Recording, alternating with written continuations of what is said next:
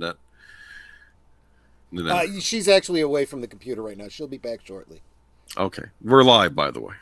Oh, okay. Well, there you go. I pulled a Mr. Matchstick, I I was guess. going to say, thanks, Mr. Matchstick. Go for Actually, I it. was just talking, but I didn't get a chance to say hi to Netter tonight. Hello, Netter. Yep. Get a hi, sweetie, from Netter. And hello, love of my life. Yep. All And right. I said hi to Welcome to her, the too. chat, Troy Pacelli. Oh, wait, you're here next to me. Okay. Hi, hello. Welcome, everybody, to Geeky Geezers. I'm your host, Agent Boomer. This is my co-host, PaPa Pacelli. Hello again. Okay. How you doing tonight? I'm doing real well. How about yourself? Pretty good. I don't know if you guys got a chance to see it, but in the bottom of the bottom of the description, you can check out deleted scenes pre-show. He had an Yep. interesting topic tonight. Yes, it was good. I enjoyed that, and I'm really just enjoying it as a great lead in and warm up to Geeky Geezers. Yeah, interesting stuff going on in the news media lately, huh? Quite a bit, quite a bit. Yeah, and it's kind of nice. I know he was saying, I don't normally talk about this kind of stuff. Man, do your thing, man, because I kind Talk of wish about I could do that more. It's just not usually what we talk about. We don't what we usually talk talk about about. politics and stuff like that. But every now and again, I get on a rant. Have a great stream, you geezers. Thank you, Al. Oh, hey, Matanui, Matanui, welcome. good to see you. Horizon Talker, welcome. Yep. And we'll mostly be lurking tonight, unless I doze off entirely. It's been a long day. I've had those, Understood. so don't trouble yourself. Yeah, but Understood. uh, Yeah, as long as Boomer and I don't fall asleep, that's the key. I'll tell you, though, Nintendo's having quite the year, and we're not even halfway through it yet. They got a new Zelda game Oh, coming out in a they couple of are weeks. they are taking off. You know what? I think that's probably the underscore to the week. It Yeah, is for all the things we've been sad about that are going down the hill, the alternatives are showing up. Whether you lose your star from Fox News and he goes and starts his own project, well, he can do or whatever he wants. He's got the money. absolutely. And or if it's Disney's falling apart, so the competition comes sweeping in. Yeah, we'll talk a little bit more about Universal later as far as Oh the yeah, parks go. But oh yeah. deleted scenes, welcome. Depensec, Hail Blue the Blue Wrench Wrench extraordinaire, extraordinaire. deleted Yeah. scenes. Well, Netter's also is a great Blue Wrench as well. She's been around. And anyone else who I may She's miss. certainly an encouraging one, that's for sure. Yes. Joshua V, welcome. Hello, sir. Okay. And I think you got us up. Okay, I caught us up. Absolutely. So tonight for good old days, you did put together a little video for us, I correct? did. Yeah, my mom had been for a lot of years a big Harry Belafonte fan, Yes. and I mean I kind of was too, sort of, Through her, yeah, tertiarily yeah, through my yeah. mom and whatnot.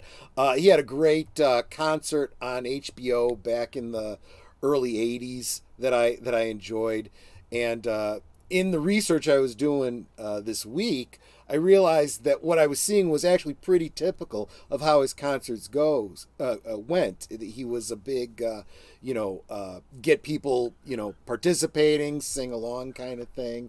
Very charismatic with his audience and whatnot. But what an incredible career!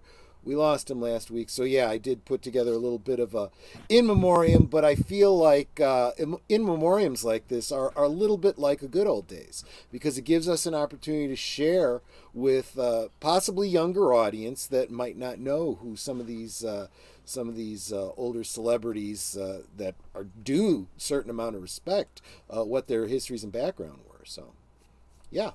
Yeah. So here you go. Here's a little video from Troy. And I did say this in the green room before the chat, but all these videos that Troy makes, he is free and clear to put them on his channel as well. Especially when he probably he might even add to them. You'll see. But yeah. Yeah, as soon as I get off my lazy ass and polish them up and upload them, yeah. No, but thank you for going to the trouble for us. I'm going to go ahead Of and add it course. to the stream. All right. Absolutely.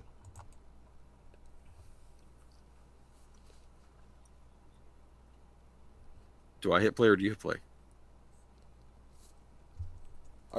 Is it not playing? No. Are you not hearing it? Oh, maybe I didn't share. Hold on a second. Let me start over again. Wait a minute. Why is it not pausing for me? Okay. Give me a second. Let me reshare. Okay? I'll remove it. Okay. Yeah, remove it and then let me reshare because I must not have shared the audio. Well, plus I'm not in my usual internet place. I'm still I'm still a guest at a very generous host. Yeah, So I'm pretty sure this is what I did. I forgot to hit that little share audio thing. So there we go. all right, Let's try this again. Take 2. all right. 3, 2, 1. Harry Belafonte was born Harold George Belafonte coming Jr. through? in Harlem, New York Mhm. Yes, on yes. March Okay. 1st, 1927. His mother was Scottish-Jamaican on her mother's side and Afro-Jamaican on her father's, and his father was Black American and Dutch Jewish. Harry Jr. was raised Catholic.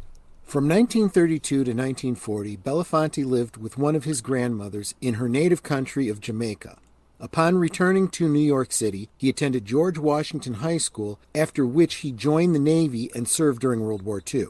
In the 1940s, he was working as a janitor's assistant when a tenant gave him, as a gratuity, 2 tickets to see the American Negro Theater. He fell in love with the art form and also became friends with Sidney Poitier. At the end of the 1940s, he took classes in acting at the Dramatic Workshop of the New School in New York, alongside Marlon Brando, Tony Curtis, Walter Matthau, B. Arthur, and Poitier, while performing with the American Negro Theater. He subsequently received a Tony Award for his participation in the Broadway revue John Murray Anderson's Almanac, 1954. He also starred in the 1955 Broadway revue 3 for Tonight with Gower Champion. Belafonte started his career in music as a club singer in New York to pay for his acting classes. The first time he appeared in front of an audience, he was backed by the Charlie Parker Band, which included Charlie Parker himself, Max Roche, and Miles Davis, among others. He launched his recording career as a pop singer on the Roost label in 1949, but quickly developed a keen interest in folk music, learning material through the Library of Congress's American Folk Song Archives. With guitarist and friend Millard Thomas, Belafonte soon made his debut at the legendary jazz club The Village Vanguard. He signed a contract with RCA Victor in 1953, recording regularly for the label until 1974. Belafonte also performed during the Rat Pack era in Las Vegas. He and associated acts such as Liberace, Ray Vasquez, and Sammy Davis Jr. were featured at the Sands Hotel and Casino and the Dunes Hotel. Belafonte's first widely released single, which went on to become his signature audience participation song in virtually all of his live performances, was Matilda, recorded April 27, 1953. His breakthrough album Calypso, 1956, became the first LP in the world to sell over 1 million copies within a year. It was also the first million-selling album ever in England. The album is number 4 on Billboard's Top 100 album list for having spent 31 weeks at number 1, 58 weeks in the top 10, and 99 weeks on the US charts. The album introduced American audiences to calypso music, and Belafonte was dubbed the King of Calypso, a title he wore with reservation since he had no claim to any Calypso monarch titles.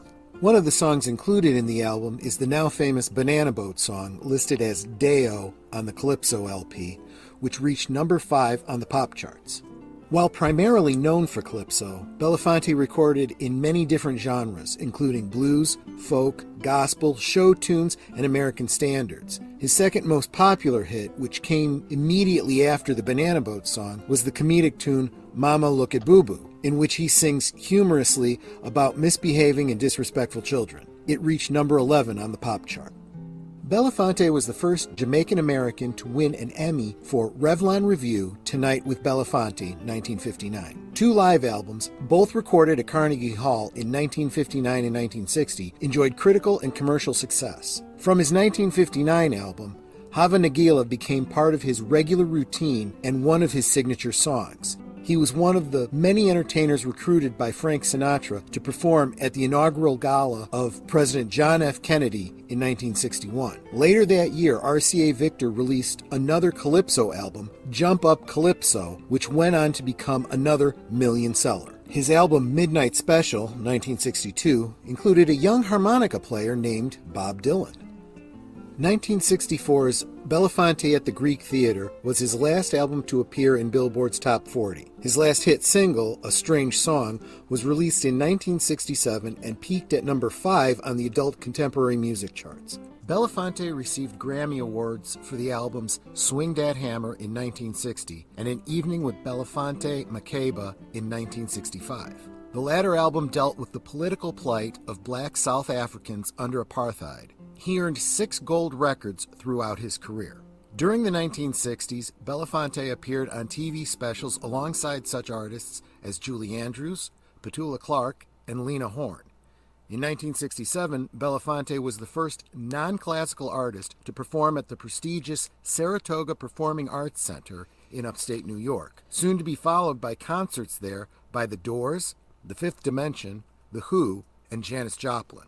From February 5th to the 9th of 1968, Belafonte guest hosted The Tonight Show, substituting for Johnny Carson. Among his interview guests were Martin Luther King Jr.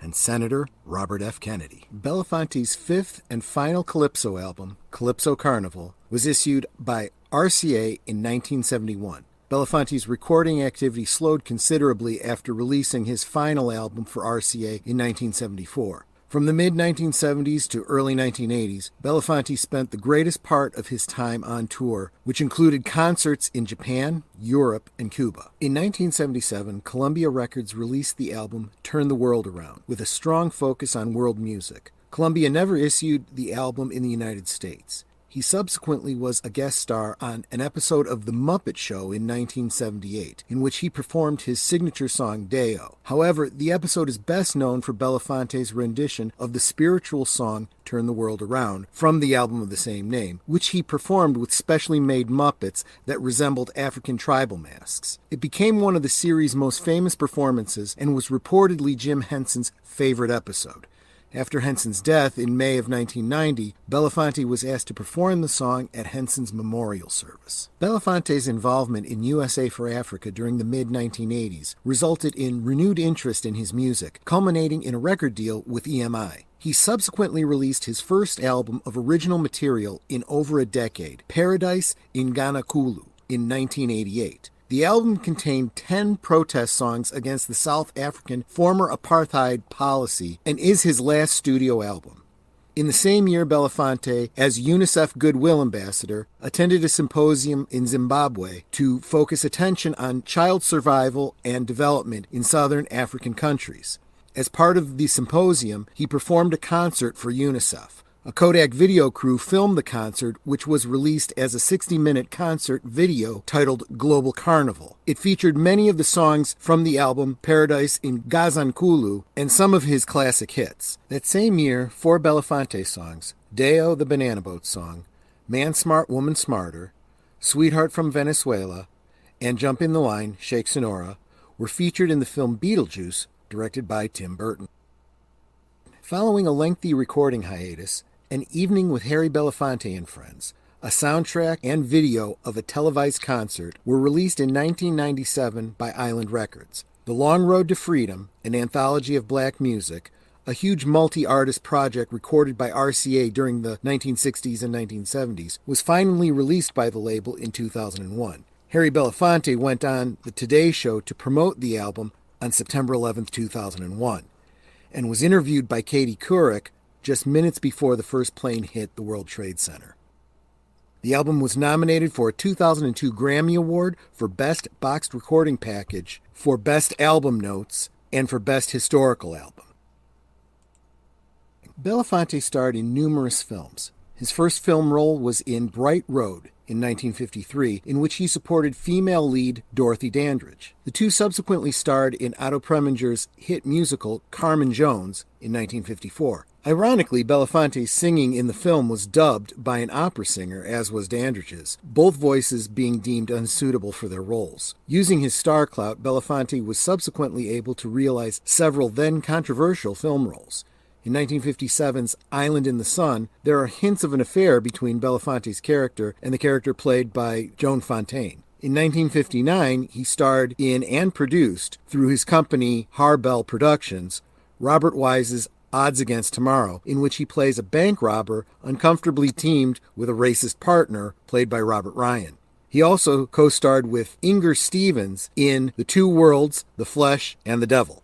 In the early 1970s, Belafonte appeared in more films, among which are two with Poitier, Buck and the Preacher in 1972 and Uptown Saturday Night in 1974. In 1984, Belafonte produced and scored the musical film Beat Street, dealing with the rise of hip-hop culture. Together with Arthur Baker, he produced the gold-certified soundtrack of the same name. Belafonte next starred in a major film in the mid-1990s, appearing with John Travolta in the race-reverse drama White Man's Burden, 1995, and in Robert Altman's jazz-age drama Kansas City in 1996, the latter of which generated him the New York Film Critics Circle Award for Best Supporting Actor. He also starred as an associate judge of the Supreme Court of the United States in the TV drama Swing Vote in 1999. In 2006, Belafonte appeared in Bobby, Emilio Estevez's ensemble drama about the assassination of Robert F. Kennedy. He played Nelson, a friend of an employee of the Ambassador Hotel,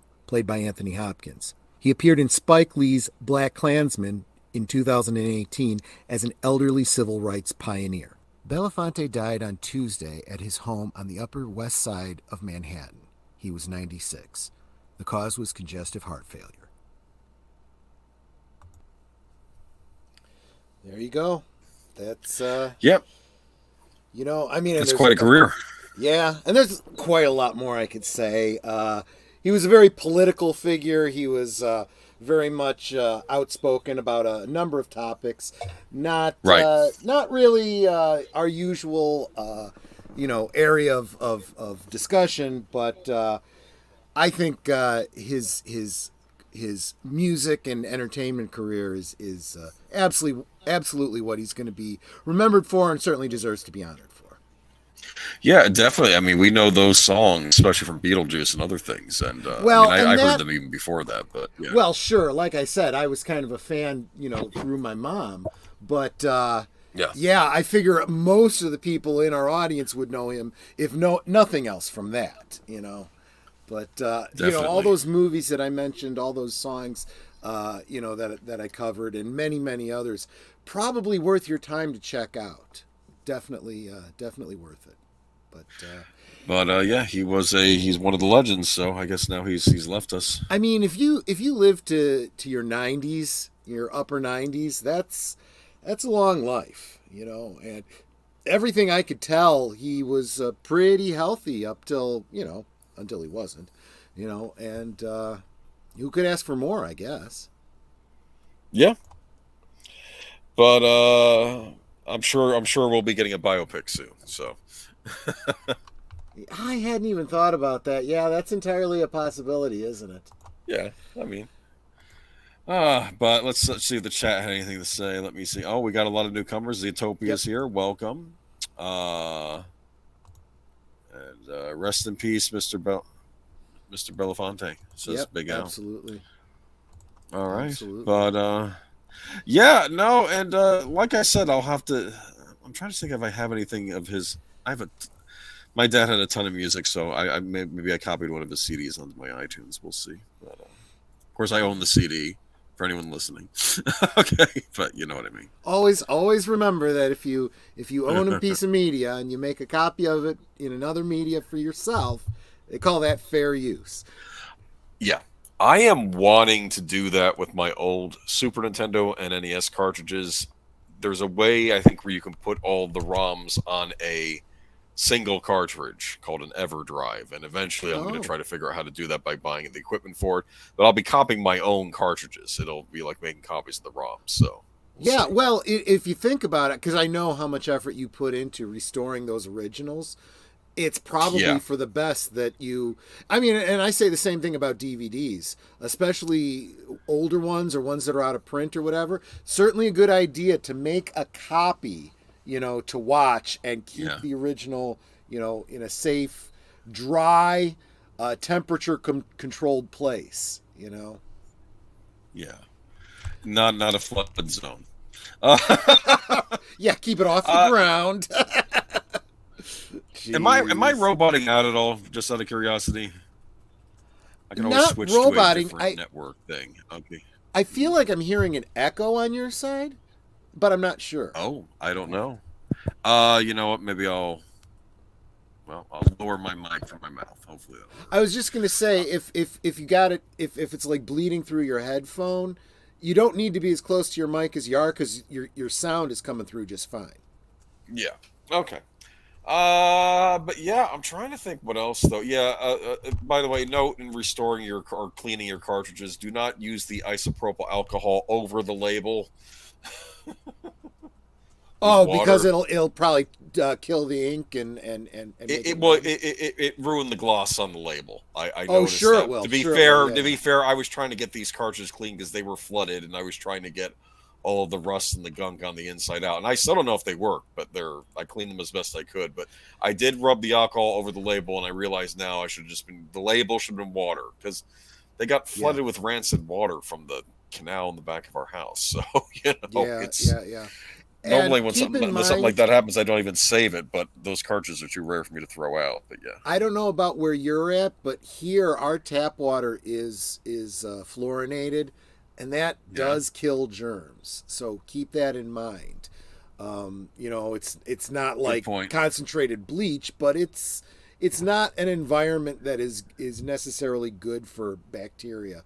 So just plain water is oftentimes pretty good for that kind of stuff. The only time you want to do something on a label like that would be if you've got a replacement label, in which case you probably still don't want to use alcohol. You probably would want to use lighter fluid No, to remove it completely, no. And this was just because I was cleaning all the cartridges because they got not. I think it was about a third of my collection. The trouble is, my best stuff I kept in the drawers, and that's what got hit. But what can you do? Oh, killer, killer. Yeah. My I don't know. I think goodness. they're okay. I'll wait and see. Eventually, I'm going to get back into them and see how they're doing. But that'll be Any after I word on get how back into long the before you house. can get back in the house? No idea. They were thinking like 10. It would like a couple weeks ago. They were saying it was like 10 weeks, but we don't want to be out of it that long. So Oh hopefully, it won't my be that long. gosh. Wow. I Okay. don't know. I'm thinking, guys, you're getting paid for the job. You're not getting paid by the day. Just get it done. It's like That's true. That's true. it can't That's be that usually the bad. incentive to get it done as quickly as possible. It's not like you're having to build the whole thing over again. You're just replacing balls. But I don't know. Well, I here's don't know. hoping. Well, that's what we were told. Yeah. Well, we'll see, Anyway, I guess. that's what the gentleman from a certain government agency told us. Okay, so Right, right. There you go. I don't hear an echo from Boomer. Okay, Good. good. Yeah, I don't no, you know. sound fine now, so. Okay, I just didn't know if it was roboting on your little video because I heard it roboting on my end, but because it's through StreamYard may be doing the hosting and negating all that. So I don't know. Could be. Okay. Could be. Let's see. But yeah, some news going on tonight. Should we just jump right in? Let's jump into it. Our first two articles I put under the header Warner Brothers, but I could have just as easily put them under Timothy Chalamet because Yeah. they're both about him too. So obviously he's becoming Warner Brothers pretty boy. But let's dig into that. I guess so. It's weird because yeah, we're gonna do the first one. Dune. Dune is back on the menu. That sounded weird. Dune is back in production, I should say. Dune Part 2 debuts breathtaking trailer, which I have not seen because apparently I don't think is it on YouTube yet? I think this was at the convention they saw the trailer. So I have all these people talking about trailers that I Yeah, haven't seen. I've only seen videos talking about the trailer. Like Nerd Cookies is probably the best place to go, or Yeah. there's a couple of others, but yeah, she's just fun to listen to. Yes, definitely. So Timothy Chalamet has assumed his rightful place as Muad'Dib, prophet of the Fremen, in the first trailer for Dune Part 2. In the first movie, Paul Atreides is a student. We really see Paul Atreides become a leader here, Chalamet said at CinemaCon on Tuesday, teasing a first look at the sci-fi epic. And with that newfound power comes the thrill of riding the massive sandworms that populate the remote planet where Dune takes place, something brought stunningly to life in the new footage. When we last checked in with Paul Atreides, he and his mother, Lady Jessica, Rebecca Ferguson, had fled into the desert of Arrakis, having been betrayed by Baron Vladimir Harkonnen after being taken in by the Fremen, the native inhabitants of the planet. Paul is now fully a part of the resistance In a sign of how much has changed, Paul's eyes are now icy blue, just as the rest of the Fremens are. Excessive consumption of spice, a psychotropic drug that imparts heightened awareness, is the cause of the dramatically colored peepers. As fans of the book by Brian Herbert know, Paul is blessed, cursed with visions of the future, giving him great power. Those aren't the only changes. Zendaya's character, Shani, a peripheral figure in the first movie, is now ready for war and assuming a much more important role. And Ferguson has left her royal ways behind her, looking grittier while covered with face tattoos. Zendaya says the film will explore the burgeoning relationship between Paul and Shani. These are still just two young people who are trying to grow up and fall in love and live, she told the audience at CinemaCon. Denis Villeneuve returns to direct Dune Part 2, which brings back Josh Brolin, Dave Bautista, and Javier Bardem, and introduces new characters played by Austin Butler, wearing chalky makeup, and a royal-looking Florence Pugh. Villeneuve shot the entire film with IMAX cameras. He also said he built new sets in order to avoid repetition. We went to all new locations. Everything is new in the film, Villeneuve promised. Dune Part 2, which is produced by Legendary and Warner Brothers, is set to be released on November 3rd, 2023. Warner Brothers showed the footage during its presentation to theater owners. It's also shared footage and trailers for Barbie, The Flash, and sequels to Aquaman and The Nun. The Nun's a horror movie, just so you know. Right. Yep. It's in that Conjuring series, right? Conjuring universe. I hate to say this, as far as the Conjuring movies go, it's Conjuring 1, Conjuring 2 when I'm out. Maybe the others are okay, but I kind of felt that those two are just fine on their own. But sure. Saw the Conjuring 3, and I thought it was a bit over. I hate to say this. I think James Wan, I think whenever he directs one of his own movies, they're great, the horror movies. When he gets someone else directing his stuff, I don't like it as much. I've noticed that. Yeah. So, I don't know. But maybe the spin-offs are good. I don't know.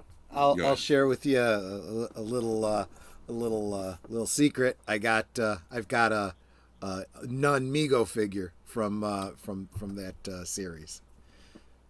Your joke.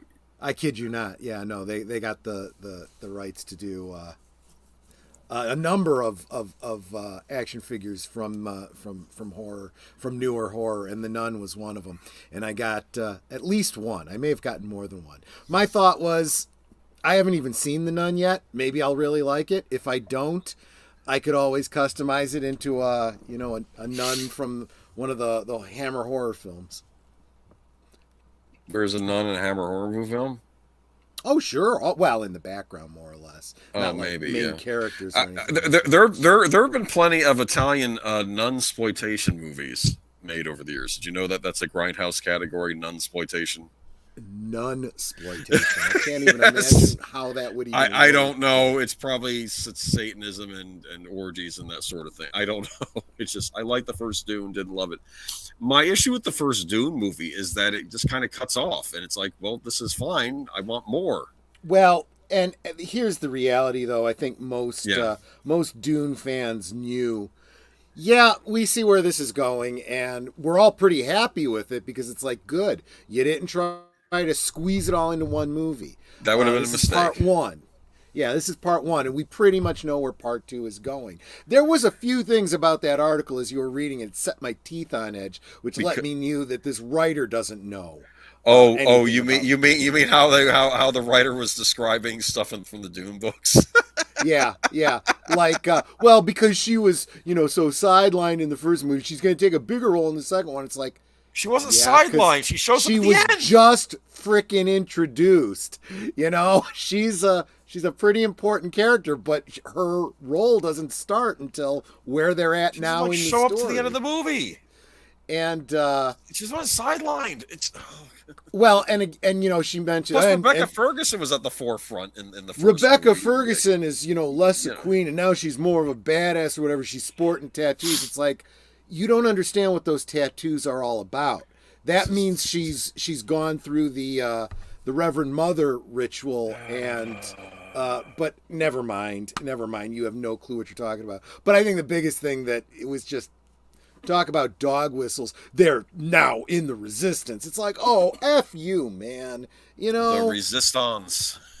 Oh for crying out! Isn't the resistance technically, over it's now? true. There's nothing technically wrong with it, but they're bringing in the, the, like I said, the dog whistles of modern day, trying to, get their like to message across, they and like that to doesn't do films like this any. No. It doesn't score at any points. Rebecca Ferguson, we were talking about how she needed to keep her yap shut in the lead up to the first movie. Oh, that was terrible. Yes. But you can pretty much guarantee an outlet like Variety and the trades to say stupid shit like that too. I'm looking forward to it. I'm definitely going to see it. Again, a lot of the people are saying, pushing, this is one you're going to want to see on that, IMAX type thing. And I got to say, I'm not usually a big one for IMAX, but Netter and I did see the first one in IMAX, and I'm like, yeah, okay, I'll go see this one on IMAX. Second too. one in IMAX too. Yeah. It was good. But I got it up there sitting on my shelf of physical media too. So, They never read the book. That doesn't surprise me. And here's the deal.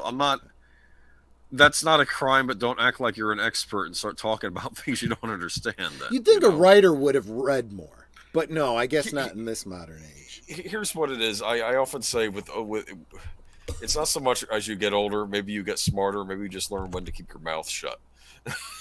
That's how and it's not a difficult lesson to learn. If you don't know what you're talking about and you haven't done your research, keep your mouth shut. You could say, yeah. I was going to say, and for a writer, like for Variety, where you have to talk about it, do your research. Yeah, well, there's that too. Books are better. Well, we'll see how the movies turn out, though. Our IMAX had a special screening of Lawrence of Arabia. It looked great. Yeah, wow. I think the deleted scene. See that somebody we had talked to on one of the channels had gone ahead and saw Lawrence of Arabia on an IMAX. I forget who it was. Maybe it was someone who was on with me and Birdman one week. I don't. Well, what's interesting is, especially as they do these HD, restorations Actually, and stuff. It was Utopia. He was on with Birdman and I. He's the one who saw. Yeah. Oh, there you go. That makes sense too. Yeah. As they do these HD restorations of these films and whatnot, especially ones that were the Panavision type, big screen films, they would translate well to IMAX. So I totally can see that. My dad used to talk about the theatrical experiences he went to see growing up in being a teenager in the 50s or whatever, and he made a point that there were all sorts of different kind of theaters that would support different things. Like there was the really wide CinemaScope that would wrap around. I think 100 Around the World 80 Days did that. There was VistaVision, which was what Ten Commandments was shot in, which was, we see it now, we just think 1:8:5 or whatever that ratio. But no, it was really big. It was like theatrical experiences were a huge deal in the 1950s because they were competing with television. Yeah. They needed people to get out, stop watching the TV and go back out to the theaters. So you were getting these lavish productions and these theater-going experiences that were quite remarkable for the time. Maybe even better than what we have now. I don't know, but it's in a way though that and David's pointing out, VistaVision, CinemaScope, Cinerama, but in a way those were almost in and of themselves like a format war, Oh yeah. And what really hurts with that is then when you do start translating them to DVD, Blu-ray, HD, and so forth, they've got to find ways to get that to fit. Different aspect ratios and so forth. And I don't know the technical details about this kind of stuff the way like Greg over at Fanzine or Tom from Midnight's Edge After Dark do. They really know their stuff. But you end up losing stuff over time, which is why they're always talking about going back to original film, original negatives, things like that. Restoring. I know that Ben-Hur and Ten Commandments were given a heavy restoration, and they were put on Blu-ray in a double disc set at one point. You could get both Ben-Hur and the Ten Commandments, and when you look at them, they're epic movies, but the ratios are very different. Like you have the VistaVision on Ten Commandments, and then you have the really wide, like even wider than we have now, scope widescreen for Ben-Hur. And I'm glad they kept the original aspect ratio. Which is, again, that's why I say that would probably translate really well to IMAX. There's nothing. Oh, yeah. I don't care how big your big screen TV is. It's not going to cover the intended scope of that kind of wraparound kind of visual. No. You know. But I'll say this for movie watching. At least when I got my plasma, I mean, I still miss the CRTs, but I'll admit the HD TVs, the bigger TVs, the widescreen ones, they did make home film viewing. They did add a lot to it. Of course, some would argue just use a projector, but those are freaking expensive. Anyway, moving on. Okay, so moving on. Let's go to moving on Wonka. to our second Timothée Chalamet Warner Brothers article of the day. Yes. Wonka, Warner Brothers unveils extended trailer featuring Hugh Grant as an Oompa. I really want to see this trailer now. Again, if I find out they've been on there all week, and I'll be annoyed with myself. But I tried honey. After debuting the first footage from Paul King's Wonka at CinemaCon last year, Warner Brothers showed off an extended trailer for the Christmas 2023 release. The origin story stars Timothée Chalamet as the titular Candy Meister, who lands in a mid-European city. The pic was shot in London. After traveling the world perfecting his craft, I'm something of a magician, inventor, and chocolate maker, he says. His goal is to open a chocolate shop, but Willy Wonka soon learns he must battle some pretty sinister characters, he's told.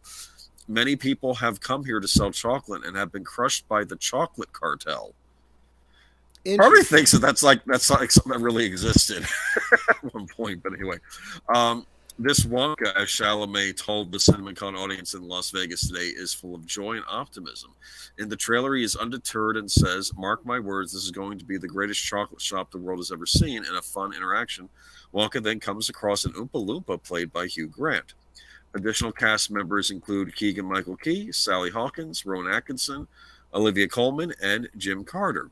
King is directing from a screenplay he wrote with Paddington 2 co-writer Simon Farnaby, with prior writers including Simon Rich, Simon Stevenson, Jeff Nathanson, and Stephen Levinson. That's a lot of writers. Okay, Harry Potter franchise producer David Heyman is producing. Michael Siegel and Rosie Allison serve as executive producers. The below-the-line team includes DP Chung-Hoon Chung, Oscar-nominated production designer Nathan Crowley, editor Mark Evanson from the Paddington films, and Oscar-winning costume designer Lindy Hemming, also from the Paddington films. This marks the third time Warner Brothers has taken on the Wonka story, with the previous versions being adaptations of Roald Dahl's classic novel Charlie and the Chocolate Factory, with the first one in 1971 starred Gene Wilder's Wonka, and the second in 2005 starred Johnny Depp in the role. Wonka starts offshore release on December 13th and heads to North America on December 15th. CinemaCon, the annual convention of movie theater owners from around the world, runs through Thursday at Caesars Palace in Las Vegas. I am rather curious about this one. I do like the fact that there are a lot of people who worked on the Paddington films involved in this. Have you seen the Paddington movies? I have. I don't think so. I might have seen the first, but I don't recall. Both of them are very charming family films, of course, based on the English literature character, Paddington, the Marmalade Bear who likes marmalade. They were very well done. It has that British wit in them, modern effects though. So Paddington's all CG, but it's good looking CG. I thought they were very entertaining family films, and I'm optimistic about this because it's those people making this. Yeah. Oh yeah. Deleted Scenes makes a great point here. He says that well, I'm curious to see how it turns out. Gene Wilder will always be my Wonka. What's very interesting is that you could almost and this is, I guess, where Timothée Chalamet keeps falling into these kinds of roles, because you could say the same thing about the David Lynch Dune, right? You could say, God, I love that film and that's my Dune. But you also, if you have read the book, have to acknowledge there's a lot of big differences. It's its own kind of thing. And in the same way, Gene Wilder and his version of Willy Wonka and the Chocolate Factory is kind of a very different thing too. They between the casting and the location shots and a lot of the establishing story, you're kind of left with, where is this story taking place? Charlie seems to be from the United States, but it seems to be set in Germany, and there's a lot of Brits around. And it's like, what's going on here? The setting doesn't make sense. Where if you've read the book, it's all clearly supposed to be set in England, and there's other things that were done in the Gene Wilder, that some of those things were kind of, if you will, corrected in the Johnny Depp version.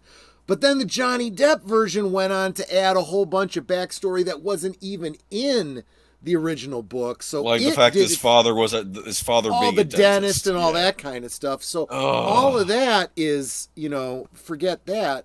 But so then I get worried, right? I get worried because this is like a prequel, right? This is the origin story for Willy Wonka's Chocolate Factory. There is a good deal of reference from the book that tells you what this origin story should be. And it's at least a good skeleton of a story. You could certainly embellish it as long as you're true to it. I don't feel it's a story that needs to happen. If they are going to do it, I almost feel like they're almost obliged to redo a third version of the original Charlie and the Chocolate Factory with Chalamet and, do it like perfectly. Didn't you say this Chalamet film is going to be a musical as well? I thought I read that somewhere. Yeah. It's interesting because I remember.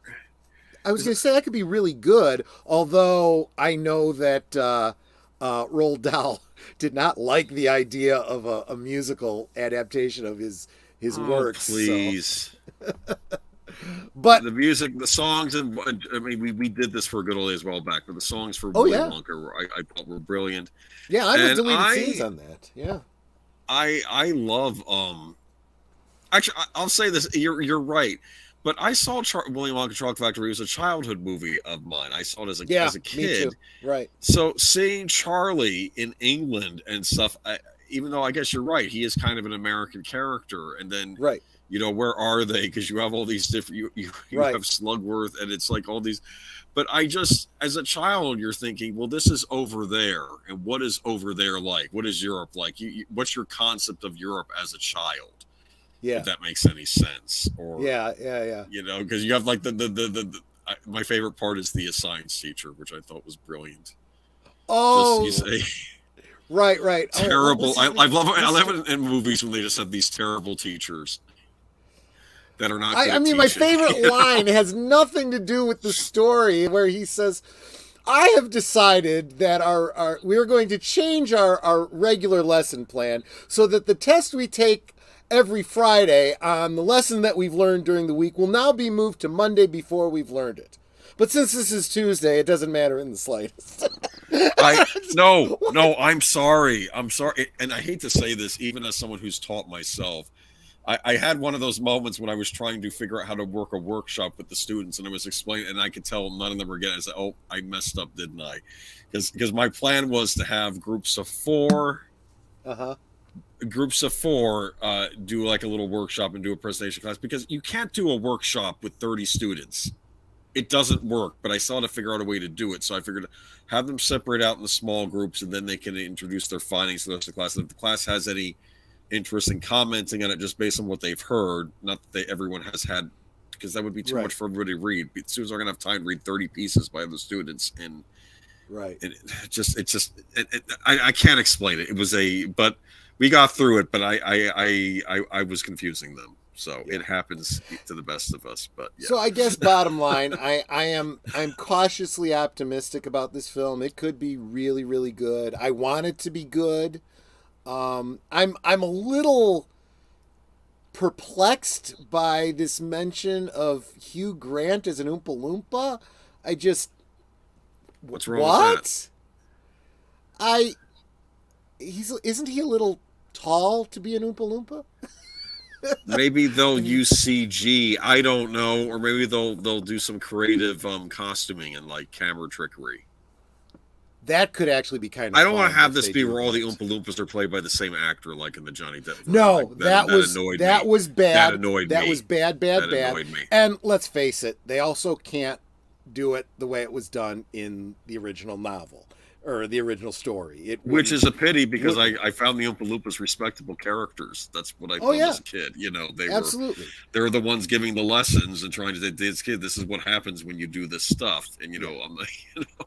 It would be the depiction from the original novel or the original story would be a little racially insensitive, let's say. So I kind of understand, and it was back when they did the Gene Wilder version, which is why they're all orange skin with green hair. It's because they're not supposed to look like any group. I think what was it, pygmies in the original book or something along those lines, or exactly, yeah. It was a very stereotypical at the time, of Central Africa tribesman type of thing. Yeah. they can dwarf engulf them. Okay. Oh, that would be so funny.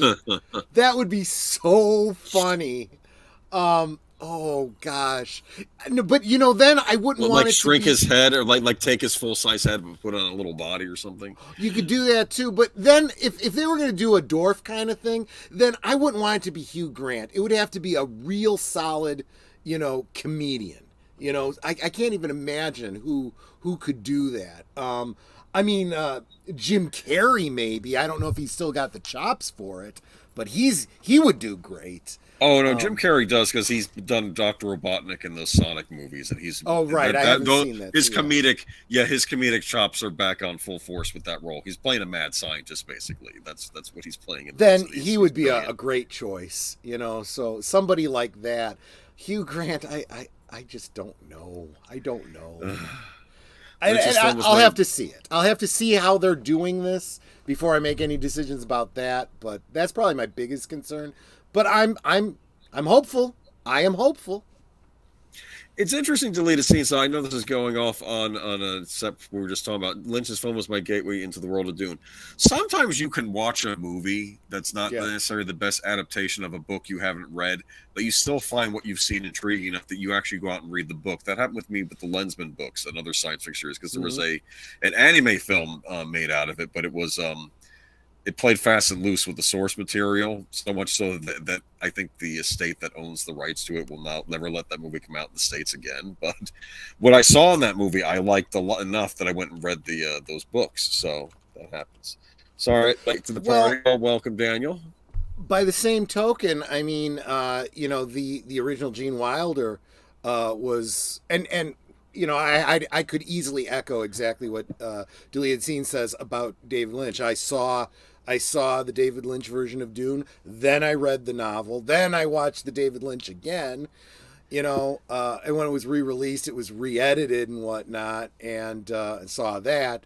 And then of course I started reading all of the Dune novels. Same thing with Willy Wonka. I saw the Gene Wilder film that led me to read the original Charlie and the Chocolate Factory, my gateway then to Roald Dahl, and then to find out in what's it called, BFG, the Big Friendly Giant. There's a reference to Snozcumber. So I'm like, I wonder if that has anything to do with snozberries. I don't want to know what that is. Well, actually, snozberries come from another Roald Dahl book called My Uncle Oswald from 1979. That is not a children's book. That is not a children's book. And no, you do not want to know what a snozberry is to be on a nursery wall. Who ever heard of a snozberry? That was for the adults in the audience. There's a lot of stuff in Willy Wonka that's there for the adults in the audience. Yep. The best line in that movie. I mean, there are a lot of great lines in Willy Wonka, but when he goes, "The suspense is killing me. I hope it lasts." That's a brilliant line. Anyway, let's move on to our next article. Yeah, you coming got to it. theaters this June. Ruby Gillman. It's one of these things you got to do in two parts because the thing is. Yeah, it is. Sorry. I'm This is starting just to a get blurb this for the figured movie, out, but yeah. though. It's getting to be an art form for me now. Coming to theaters this June, Ruby Gillman, Teenage Kraken from DreamWorks. These are the Shrek guys, right? This is the. Yep. And I did see, like I said, I told you on Friday, I did see Puss in Boots: The Last Wish. A lot of fun. I don't want to spoil it for you if you would never decide to watch it, but it's a good time. I will say this: I think this was my introduction to Puss in Boots. I have to go back and watch the other Shrek and Puss in Boots movies. Yeah. Antonio Banderas is basically just doing Zorro again, right? In that role. Kinda, and that was intentional, yeah. Yes. I mean, that's why he got the role. Because Yes. what other reason would you go, Puss in Boots? How about Antonio Banderas? I mean, right? But if you go, Puss in Boots as Zorro, hey, Antonio Banderas. Okay, there you Brilliant. go. Yeah, he's great, and a lot of good voice casting in that. I don't want to say who. I'm not going to say a word. You have to watch it. But let's go back though. Let's read this. Apparently, this is another DreamWorks thing, poking. Well, maybe playing a little fast and loose with another fairy tale. Seems okay. Sometimes the hero you are meant to be lies just beneath the surface. This summer, DreamWorks Animation presents a lively action comedy that takes place in the tumultuous waters of high school, featuring a timid teenager who discovers she's part of a mythic lineage of sea krakens. I'm thinking to your thing when you say "release the kraken," as she learns that her destiny is larger than she ever imagined. She'll have to confront the immediate problem of a power-hungry mermaid who's taken an interest in her school. Ruby Gillman, Lana Condor to all the boys I've loved before the franchise. Okay, that's the thing. A sweet and introverted 16-year-old desires to fit in at an oceanside high that feels largely invisible. Her crush is a skater boy who appreciates her math abilities, and her overprotective mother forbids her from swimming with the cool kids at the beach. However, everything changes when Ruby breaks her mother's rule and finds out that she is a direct descendant of the warrior Kraken queens, destined to inherit the throne from her commanding grandmother. Academy Award winner Jane Fonda. I can hear Troy saying, "I'm out." Okay. Warrior Queen of the Seven Seas. The Kraken are sworn to protect the oceans from power-hungry mermaids who've been in a long-standing battle with the Kraken, but things get more complicated when the school's new popular girl, Chelsea, Emmy winner Annie Murphy of Schitt's Creek, is discovered to be a mermaid. Ruby must learn to embrace her destiny and protect her loved ones. This is coming out in June. I watched the trailer for this. I don't know if you saw it. The mermaid looks like Ariel. Yep. And I'm certain that's intentional. Do you think this is like an anti-Little Mermaid movie coming on the heels of the Disney remake, which I think is kind of funny? I don't know. That's why I mean, if it's not, then it is the wildest, craziest coincidence, ever. But I can't believe that's the case. No. This must be intentional. Yeah, I think they're making a Coco Melon movie. I don't know what that is, but I'll look into it. Salma Hayek is the love interest. Yeah, she's back as Kitty Softpaws. I like that. Good. Yes, it's just funny. I'm sorry. It was a good time. They're new characters that get introduced in this movie too, but good. I don't want to spoil it for you. Is it a good or bad thing when comparing it to the 90s and the 2020s? I don't know. Yeah.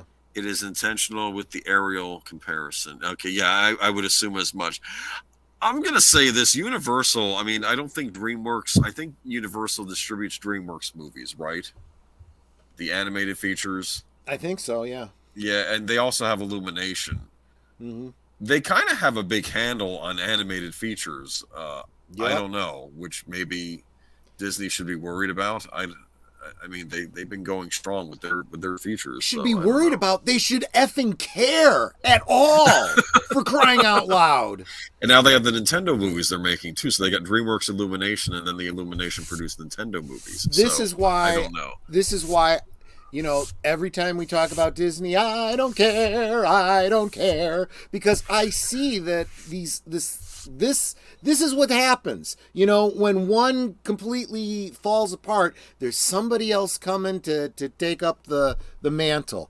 And I would say in the next 10 years, it'll be Disney will be pretty much a memory.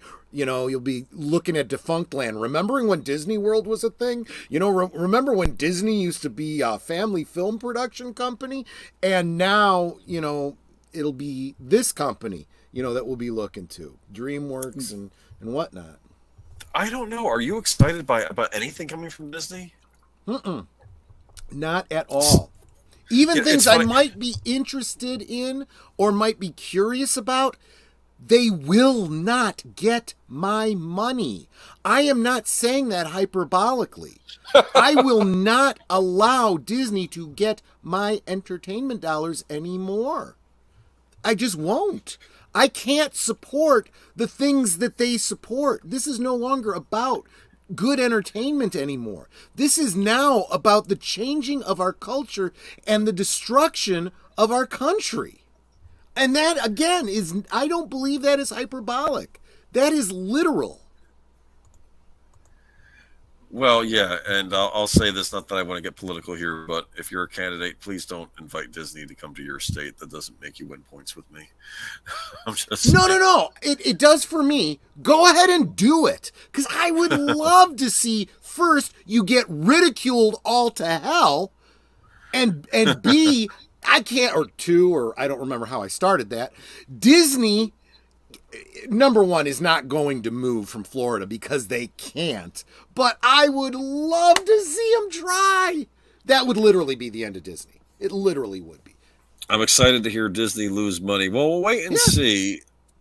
I remember when the Super Mario Bros. Movie came out, so one of the pundits I listened to was saying, Disney, get on the phone to Johnny Depp now. I guess the idea is to get him back as Jack Sparrow. Yeah. I mean, they really, really should. They really should. I thought maybe a Jack Sparrow time travel thing where he gets stuck in modern times might be a fun movie. Like an Austin Powers sort of thing. But anyway, maybe not. That would be kind of strange. It would be kind of strange. But it would be odd, but I just him walking around in modern times and just never mind. Maybe that's a horrible idea. But anyway, let's go. I'll tell you what. What's really wild, if you look at the Disney stock since 2021 to now, you go, "Oh my gosh, that's wow." Has it gone down?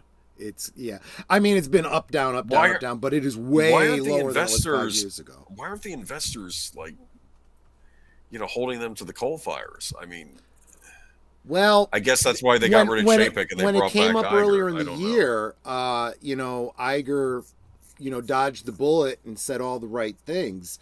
But you better believe that what's his name, Jehozu, whatever that guy's name is, he'll be coming back because he said he'd be watching, and he's going after the board. I think it has to. It has to. Otherwise, a bunch of people are just going to dump their stocks and say, BlackRock and Vanguard, buy them up, go bankrupt. We don't care.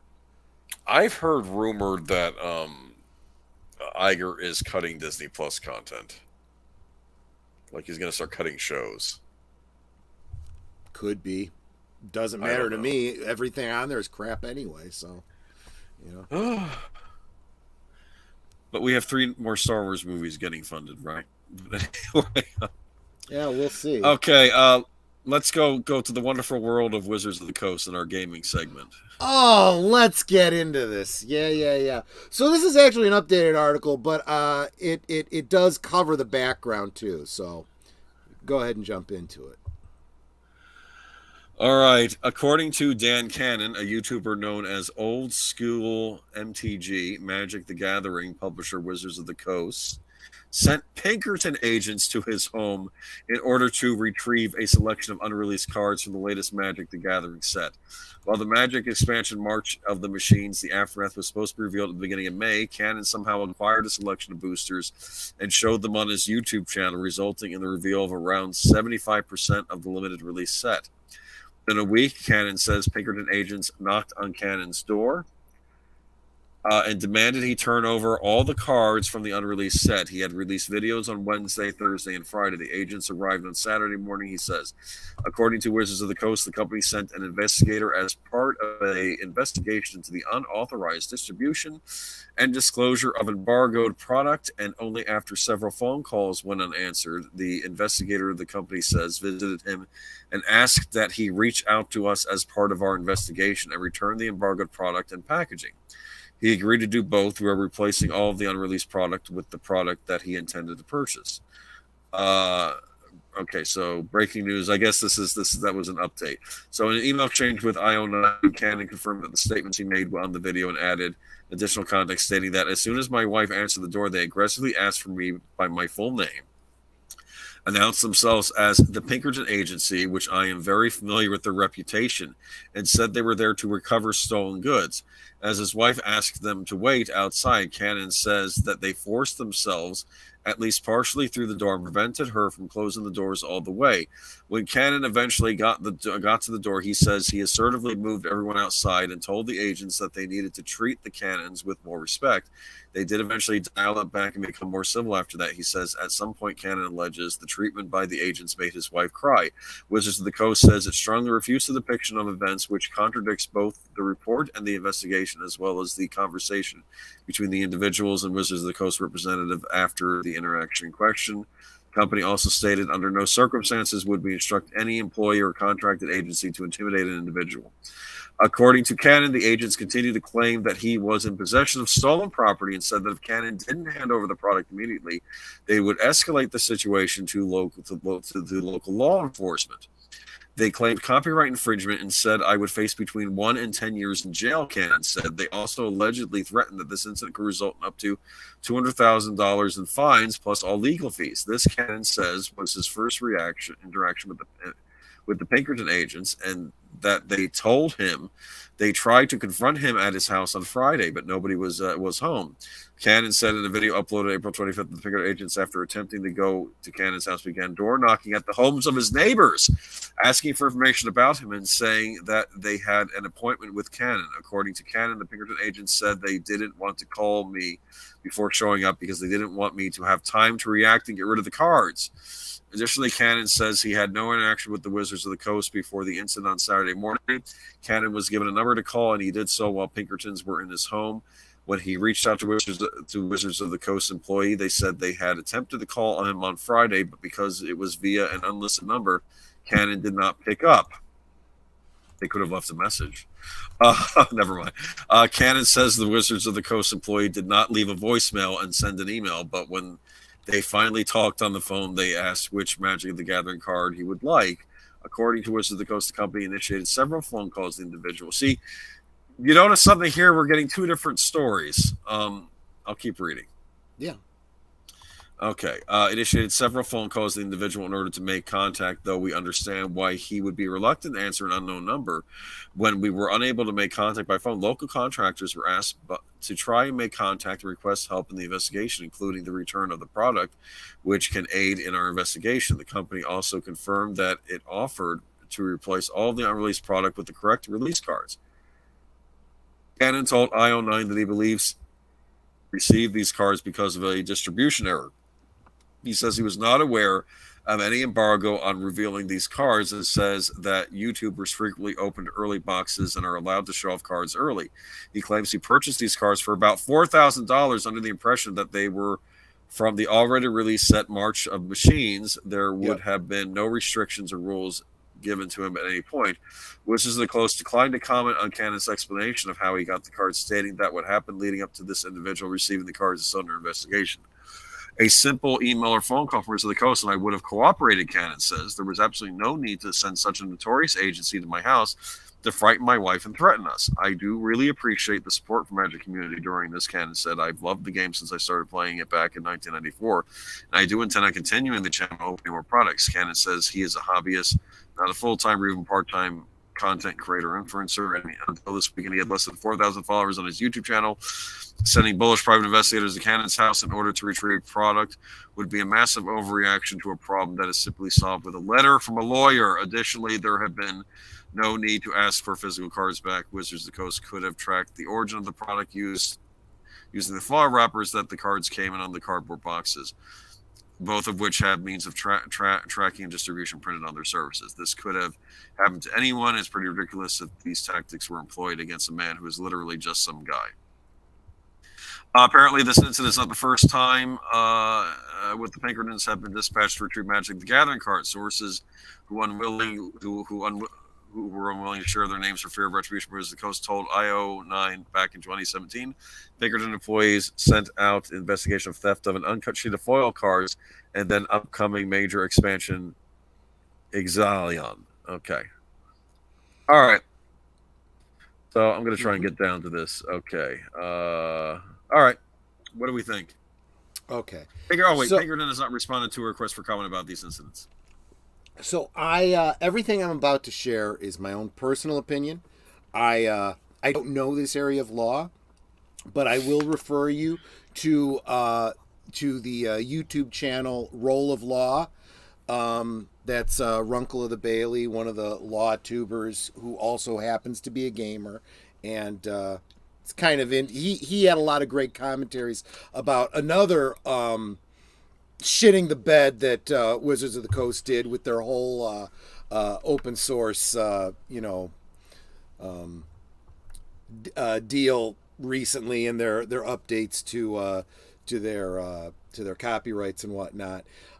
So I would definitely check him out. He's got some commentary about this whole Pinkerton thing. But there's a couple people saying, I didn't even know the Pinkertons were still around. You could just wiki these guys. It's a very interesting history. But make sure you focus on an incident called the Homestead Strike of 1892. Okay? That was a horrible situation. The history of unions in American history is a very bloody one, and horrible things have been done on both sides, both by the labor unions and by the government. And the Pinkertons were a bunch of government adjacent thugs that were hired to go and take care of things, and they spiral out of control, as generally happens when you have hired mercenaries go to take care of stuff. And that appears to be exactly the same thing that happened here. I gotta tell you, if this was me, if this happened, and they showed up at our door, my wife wouldn't be crying. The Pinkertons would be staring down the barrel of two loaded Rugers, one of which would be in Netter's hands. So that's, it would have been a very, very different story we'd be talking about here. This would be a 2A thing. This wouldn't be a, trademark, thing for Wizards of the Coast. What it comes down to, in my opinion, is Wizards of the Coast, or whatever subsidiary of Wizards of the Coast, I don't care who, fucked up. They have these things that aren't supposed to go on sale, but they sent them out, and somebody got them, turned over and resold them to this guy. This guy doesn't sign any kind of, I won't talk about these before a certain date, as you would if you got them directly from Wizards of the Coast. He paid for them with his own money. He spent $4,000 on them. Yeah, I've got my own opinions about someone who's going to spend $4,000 on, these cards. Also, looking at what I know about this offshoot of this expansion set, I can understand being confused and thinking that these were the previous set because of the naming conventions on these things. But no, this is absolutely not how you handle it. Again, Runkle of the Bailey, Roll of Law, puts it much more eloquently than I will, but even if you can do a thing, it doesn't necessitate that you should do a thing. If you screw up as a company, you usually should say, well, okay, we've screwed up. How can we make this right? We don't want you disclosing this or showing this. Would you mind if we, gave you some special Benny, or, replace the cards with the ones you were supposed to have had, and maybe give you some stuff from the vault, stuff that's out of print that's probably real valuable now. We'll do that. How about that? and you build a little bit of goodwill. Then he comes out and does a video. I took down those videos that I had. I wish I'd known in advance, but Wizards of the Coast was so cool. They did this and that and the other, and they've got a customer for life. Instead, they have pushed even more of the dwindling population that would pay for these stupid cards away. And people are going, yeah, I'm not going to do videos about them. I'm not going to, give them any press. I am not going to buy their cards anymore. And they're destroying their own business. And although we're not getting into it tonight, I hear that there's a Disney group that is working with another card company. They're starting to put together their own customizable card game using Disney properties, kind of like the whole Kingdom Hearts kind of concept, but for a card game rather than a video game. So there's just more competition coming now. And I think Wizards of the Coast just can't afford this. I think Magic the Gathering is going to be dying first. I think that Wizards of the Coast is very close behind, and Hasbro is not doing good over the past couple of years anyway. So, yeah. I have a question though. You could, if the Pinkertons show up at your house, you're within your rights to call the police, correct? Absolutely. I mean, this is not a government agency. These are what you third party group showing up at your house. Think about what they said. You could be looking at jail time. You could be looking at fines and this and that.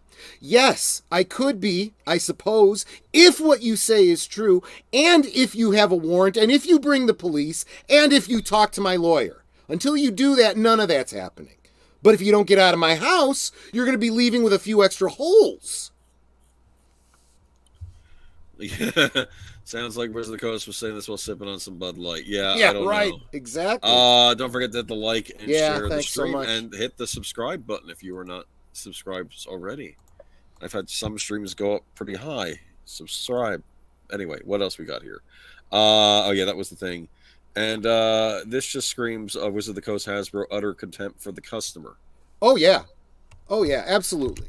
And you see it from all these companies that are literally killing themselves and driving away business. You mentioned the Bud Light thing. I find it kind of funny because apparently there was a bar or something that I was reading about just today that they were, anybody who pitched a fit or said anything about Bud Light, they told them to get out. We don't want your business. And now they're hurting for business because so many people have said, I'm not coming back to this pub. So screw you. I mean, it's not, everyone says get woke, go broke because it rhymes and it sounds good. It's actually more than that. It's get political, go broke. Yeah. Stay out of politics. I told you there's that wonderful scene from that movie about the Scopes Monkey trial, and they said, "Hey, are you on the side?" And the guy goes up to the hot dog vendor. Whose side are you on this trial? Teaching creationism in schools or not? And he says, neither side. I serve my hot dogs on both sides. That's what he said. Yeah. He was like some comment. Yeah. I don't care if you're Democrat, Republican, socialist, male, female, old, young, what color skin you are, or who you like to sleep with. Y'all spend the same money. And I want it. I don't know. I think they think they're invincible. Didn't his YouTube career get started because he was a Magic player that got screwed over? That might be, because I think that's what he did for a living before he was in Magic competitions and stuff. And then there's I don't know. Anyway, yeah, that sounds right. Everyone comes to this side for different reasons, it seems, because every aspect of popular culture has to get infested by these. All right. Anyway, let's move on. Anyway, anything else to say about the Pinkertons? I didn't realize they were still a thing, so that was interesting to me. Defund Hasbro. That's what I want to say. Okay, next one. Who's running Hasbro now? Do we even know? Did they change? Yeah, the quartering was banned for life. Okay, let's do the next one. Well, I'm banning myself too, and so are a lot of other people. So there you go. Zelda amiibo are getting restocked on May 12th. Pre-order now. Ahead of the release of The Legend of Zelda Tears of the Kingdom, or is that Tears of the Kingdom? I'm assuming it's Tears of the Kingdom. Okay. Well, we talked about that it was. Did Nintendo ever clarify? I guess they must have by now. I think it's Tears. Okay. I'm not sure that they did. I think it was intentionally ambiguous, which I think is clever. Nintendo is restocking some older Link amiibo in the United States. If you happen to miss out on the Ocarina of Time Link, Majora's Mask Link, or Twilight Princess one, now is your chance to pre-order these amiibo from stores like Amazon, Best Buy, and GameStop. They'll be released on May 12th for $15.99 each. You can pre-order those now if you want. Well, you can't because now they're all sold out of pre-orders. But as previously detailed by Nintendo, these amiibo can be used to unlock helpful materials and weapons, including a special paraglider fabric in Tears of the Kingdom. The release date of these amiibo also happens to line up with Link's new game. Do you know what an amiibo is, Troy? There's some sort of figurines, I think, or something like that. Yes, yeah, that's pretty close. Do you remember the game Skylanders or Disney Infinity? Do you remember those when they were out? I think Warner Brothers had their own version with Legos, where it was Lego properties. It's what's called Toys to Life. You use these figures and they activate things in certain games. Nintendo eventually made their own line of them, and apparently Nintendo is the only one that still makes these things. But they're these little figurines, and you can use them to get stuff in games. It's in some ways, it's almost like a physical version of DLC. It's like you get stuff added onto the game. Yeah. Go ahead. Well, that's cool because then you actually have something physical in addition to the virtual stuff that you have in the game. I know that Hasbro was doing this with Star Wars figures for a while. They had this game where as you bought figures and other things, there was this app on your phone and you would scan something on the figure or something like that, and you could then use that character in this game, and you saw what their stats were. You actually didn't even need to use the app, apparently, if you had other people that had the physical thing with the card that came with it and stuff. That was probably the start of this sort of thing. Yeah, it was not the kind of thing I was into, but I thought it was a brilliant idea, so yeah. I get it. So cool. These things that were out and weren't available for a while, now they're available again, huh? Yeah, the amiibos are weird. I am finally starting to buy some amiibos. I held off for years. I was very stubborn. I'm like, Nintendo, start releasing games and stop focusing on these stupid toys. I think. Yeah. Which is a joke because games are toys in a lot of respects. Right, exactly. And Nintendo did start out as a toy company, too. I mean, they made card games as well, but before they did video games, they were making toys. So, but GameStop had the Metroid Dread amiibo on sale for $5, and you get two amiibo for $5. Like, $5, I'm going to go buy them. And, of course, you buy two, you're going to want to buy more. And I've known people that were so obsessed with these things, they were buying them. And some of them are rare. Like, they're like, I can't find Captain Falcon. I can't find Little Mac. He's the guy from Punch-Out, because they release these amiibo for all sorts of characters. But I figure I'm going to keep my amiibo limited to maybe 12. I probably won't get more than 12 or 16 or something. I'm not going to go nuts. But I did pre-order these Zelda ones because I am playing Breath of the Wild, and they unlock stuff. I did pre-order the new one for the new game, and also the Majora's Mask and Ocarina of Time ones. Those were from the Nintendo 64 days. Those are the links from those games. But you can use them in the new game, and they unlock things. So I figure, okay, I'm going to splurge, and I decided to get those. So also, not mentioned the article, Target had the Wind Waker link as well, which you can... They sold out of their pre-orders as well, but they might have them on release date. So you can't get I don't think you can pre-order these anymore except for the brand new one they're releasing for the new Zelda game. But if you wait till release date, you might be able to get your hands on one. Maybe check the sites again. A little Zelda related thing that I saw on social media the other day. A T-shirt that said that someone took a picture of and shared out. It's a picture of the Link character, but like gender swapped, like sexy girl type Link. Yeah. And the words next to it says, imagine if Zelda had been a woman. And it's like, number one, Zelda was a woman. That's Link. But if Link had been, if someone decided to gender swap Link, probably wouldn't look like that. It would probably look more like Velma. You know? Oh, of course. No, that's not. I know. Link. I know. I saw that. I laughed at the first thing. I'm like, wait, what? What? That's Link. That's not Zelda. Zelda is actually a very important character. Has been so in the games for a long time. Yeah. And she's not. I don't like using this expression. She's not just a damsel because there's nothing wrong with having a damsel character in the games, but she's really She's royalty. Yeah. That's what she is. You're the knight.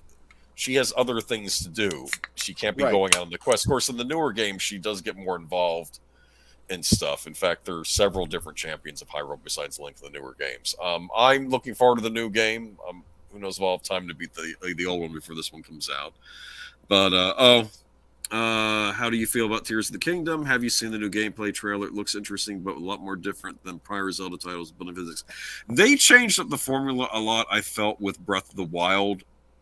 Some people were put off by it. I actually liked it a lot. I don't mind them experimenting with Zelda. It's funny, the Zelda game I didn't like was Skyward Sword. That one, for some reason, didn't work for me. But I was fine with Breath of the Wild. I'm looking forward to this new one. He looks different now, though. Link, he wears a blue shirt instead of the green tunic that he used to wear and the cap. Yep. Though you can unlock those with the Amiibos and stuff. You can get like the old school outfit if you want him to wear that. Ocarina of Time, Majora's Mask, Twilight Princess, Skyward Sword, my joint. Breath of the Wild was interesting. Maybe I gotta give Skyward Sword another chance. I know they did release a remastered version on the Switch, so. But there's a Zelda movie coming out at some point, right? Oh, I hope so. Because if the Mario movies are doing well, I don't know how they'll do it. Mm-hmm. I don't know if they'll base it on Ocarina of Time. That one you might be interested in because that game involved time travel. And I have actually played a little bit of that. It wasn't my game. It wasn't my game. It was someone else's, and it was the kind of thing where I knew that if I owned that console, I would really get into it. I realized that the time travel involved here hinted at all kinds of great lore that I could totally dig into. But it was one of those things where I'm like, I might enjoy this. I gotta stop. I can't take on another franchise and another thing, See, when you start out the game, you're playing as Boy Link, right? He's like 10 or 11 or something, right? And you have like your little wooden sword, and you're running around, and eventually you get to the Master Sword in the Temple of Time, and then the 7 sages come around you and they say, "This is a sword for a man, not a boy," and they hold you there in place until you age up to the age you'd have to be to wield the sword. Yeah, and then you walk out of the temple, and it's like, I don't know, like 10 years later, and the entire world has gone to crap because the bad guy won. Because you weren't able to stop him because you were being held there. But since you have this time travel device, this magical ocarina, you can time travel and go back to your younger self and set stuff up in the past to help you stop the bad guy in the present. Which is really, really clever. Yes. Yeah, that is a good use of time travel. And that's really the only thing that I know about the Zelda games is that Ocarina of Time.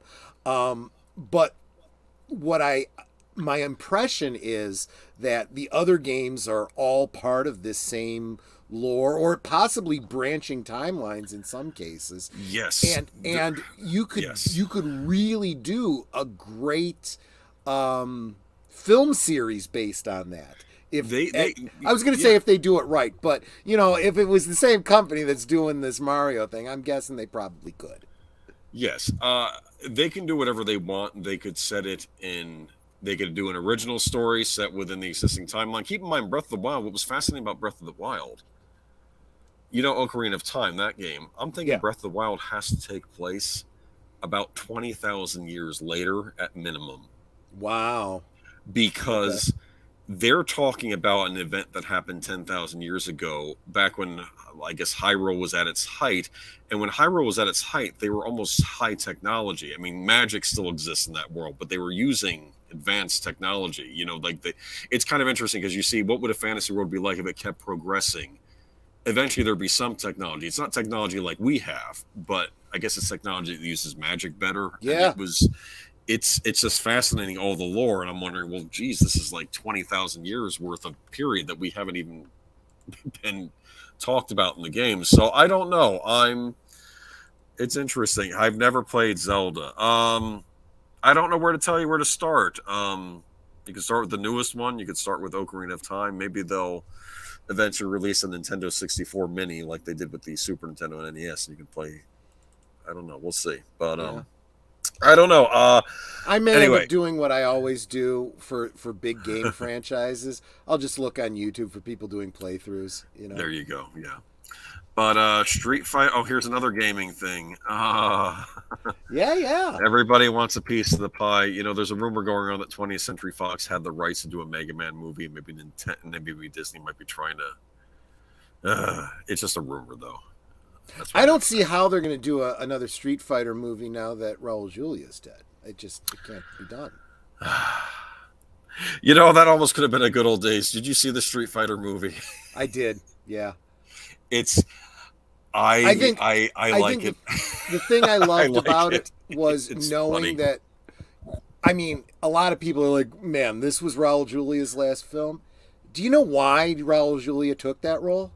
You said it was because of his kids, right? It was because of his kids. His kids said they love that game. He's like, I think they want me to play the bad guy. Oh, that'd be so cool. And that's why he did it. He didn't care if it sucked. His kids liked it.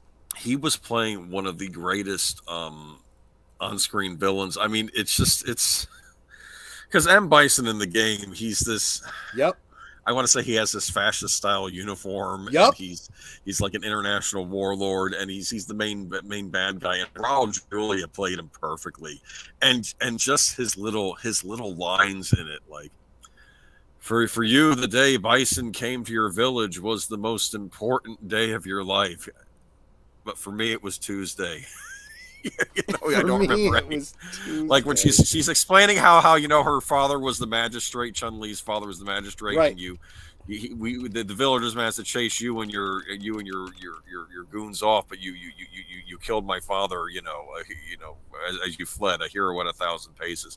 And he says, I'm sorry, I don't remember any of that. It's just I don't remember. I this was one of those games that I played like crazy at university, and I was pretty damn good with Guile. You played Street Fighter. I like Blanca. He was my favorite. I liked fighting Blanca, but I liked playing Guile. Guile was cool. I'll have to send you a clip later. There was a comedian that was interviewing the different Street Fighter characters, and they got the one actor from Community to play Guile in the one clip I saw. But he's like, I fought in the war to save America, and it's like, what war is that? Anyway, let me go ahead and read this article. Yeah. Danny and Michael Philippou are taking it to the street. The Australian twin filmmaker duo behind Sundance horror sensation Talk to Me are in final negotiations to direct Street Fighter, Legendary's feature adaptation of the classic video game from Capcom. Street Fighter is one of the more enduring fighting video game franchises of all time. It began life with the 1987 arcade game Street Fighter and set the high watermark for arcade fighting games. Street Fighter 2, the game released in 1991, was the first to offer a choice of characters and fighting techniques, revolutionizing one-on-one play. Street Fighter 2 became a phenomenon. It was the biggest game of the 16-bit era, and that's saying a lot because there were huge games during the 16-bit era. But Street Fighter 2 became a phenomenon, with Capcom unleashing countless special editions and remakes. In all, the franchise has sold 49 million units worldwide, with a new installment Street Fighter 6 due out June 2nd. Taking the material where the characters be involved wasn't revealed, but if the Philippos are being hired off the strength of breakout tension and gore may be on the agenda, I don't really see Street Fighter as a gory game. That's more Mortal Kombat's territory. But conversations with a short list of writers are currently underway. Legendary has no comment on the deal. The company, which picked up the movie and TV rights to their game earlier this month, is working with Capcom to produce the adaptation. This isn't Fighter's first go-around in Hollywood. There was a 1994 film that starred Jean-Claude Van Damme as Colonel Guile. It's just kind of funny they got Jean-Claude Van Damme to play Guile when Guile is a very American character in the game. And he's... Anyway, and featured a cast including Kylie Minogue. Great casting as Cammy. Mm-hmm. She does the Cammy stance at the end, right before the credits roll, which I thought was funny. Because never mind, she's a Yeah. nice looking woman. Anyway, Yes, okay, she is. Ming Na Wen and the late Raul Julia, and in 2009, 20th Century Fox released Street Fighter: The Legend of Chun Li, which starred Kristen Kreuk in the title role. That movie was apparently awful. Yeah. And they said it. What was the actor was in the American Pie movies? Chris Klein. I think it ruined his career. Both were commercial and critical bombs, although the Van Damme version has gone to achieve cult status in intervening years. Because if you look at it as a comedy, you can have a good time, like a campy movie. It's anyway. There's that wonderful line where DJ says, "I'm getting out of here. I'm not getting paid enough for this," and then Zangief turns and says, "You're getting paid." You know, the Philippo brothers ran a very popular YouTube channel, Raka Raka, making horror and comedy content, but it was their feature debut, Talk to Me, that really got Hollywood's attention. The movie, which tells the story of a young woman who conjures a spirit via an embalmed hand, premiered this year at Sundance Film Festival. The screening touched off a bidding war with A24 paying a 7-figure sum for the rights. That actually sounds kind of interesting. Yeah. I might see that movie. Talk to Me. As far as the Street Fighter movie goes, I don't know. It would be cool if it was just like a martial arts Wuxia movie. Yeah. You know? Yeah. Again, Blanca is kind of an odd character, though, to have in that, but I guess, you know. Depending on who does it, I mean, it'll probably come off like the Hulk, you know. They won't. See, because all the other characters you could theoretically. I mean, you have Zangief, who's the Soviet Union era wrestler, which I don't know what they're going to do. We'll see. Maybe it'll work. Maybe it'll work. Kylie Minogue as Cammy. Yes, I agree. Right. Auditor Dread. Kylie Minogue is anything.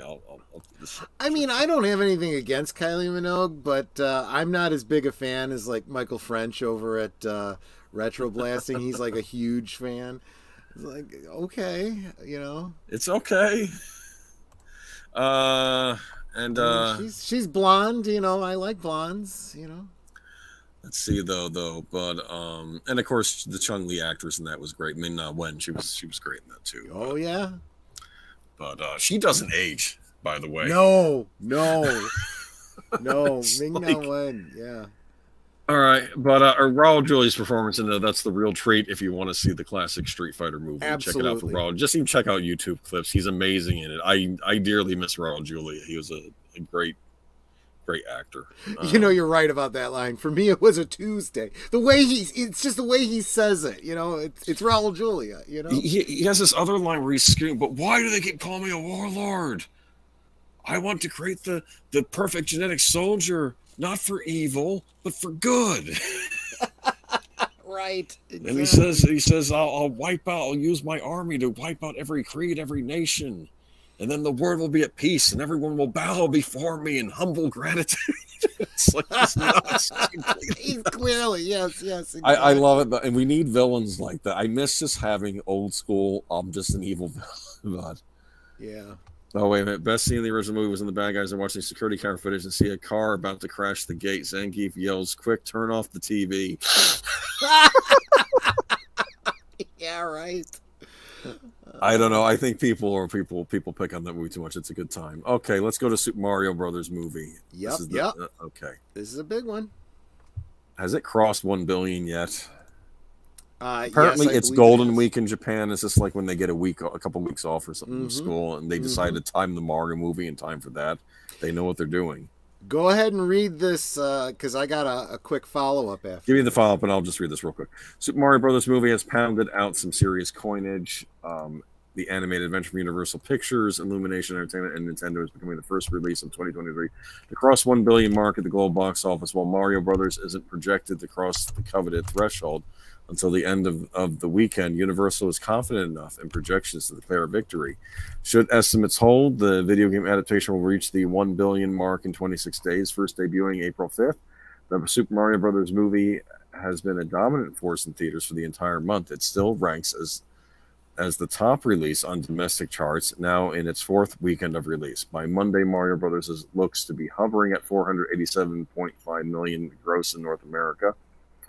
Okay, it'll be the fifth million to notch the achievement on the onset of the global pandemic. Yeah. Following Spider-Man No Way Home, Top Gun Maverick, Jurassic World Dominion, and Avatar The Way of Water.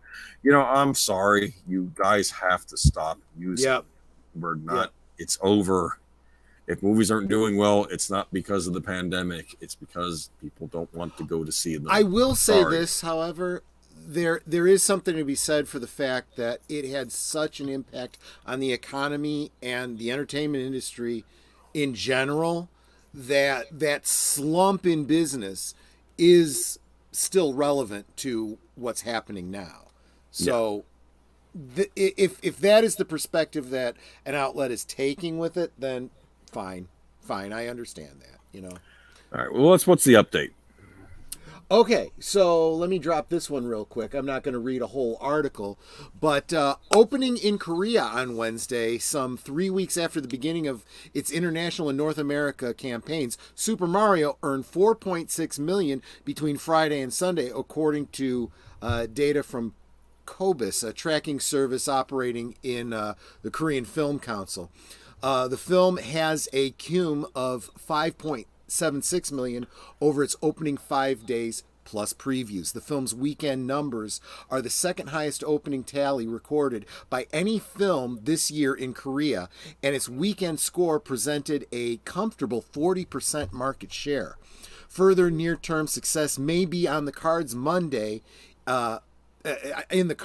Monday is not an official public holiday in South Korea, but it is widely observed. Observing in second place over the weekend, opening. Okay, now it goes talking about another article. So, another film. So the fact is, that's just from Korea. So, yeah. And then we got to find out what Japan did, and that'll be interesting. Or that'll be next week. I didn't see any articles about Japan, but you're right. Probably don't have anything yet. Yeah, exactly. But it is. This will make. I'm just skimming through some titles here.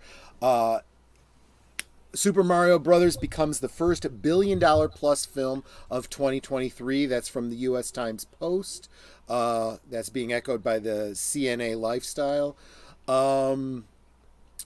This one could be really interesting. I haven't read this article yet, but let me just drop the link to it.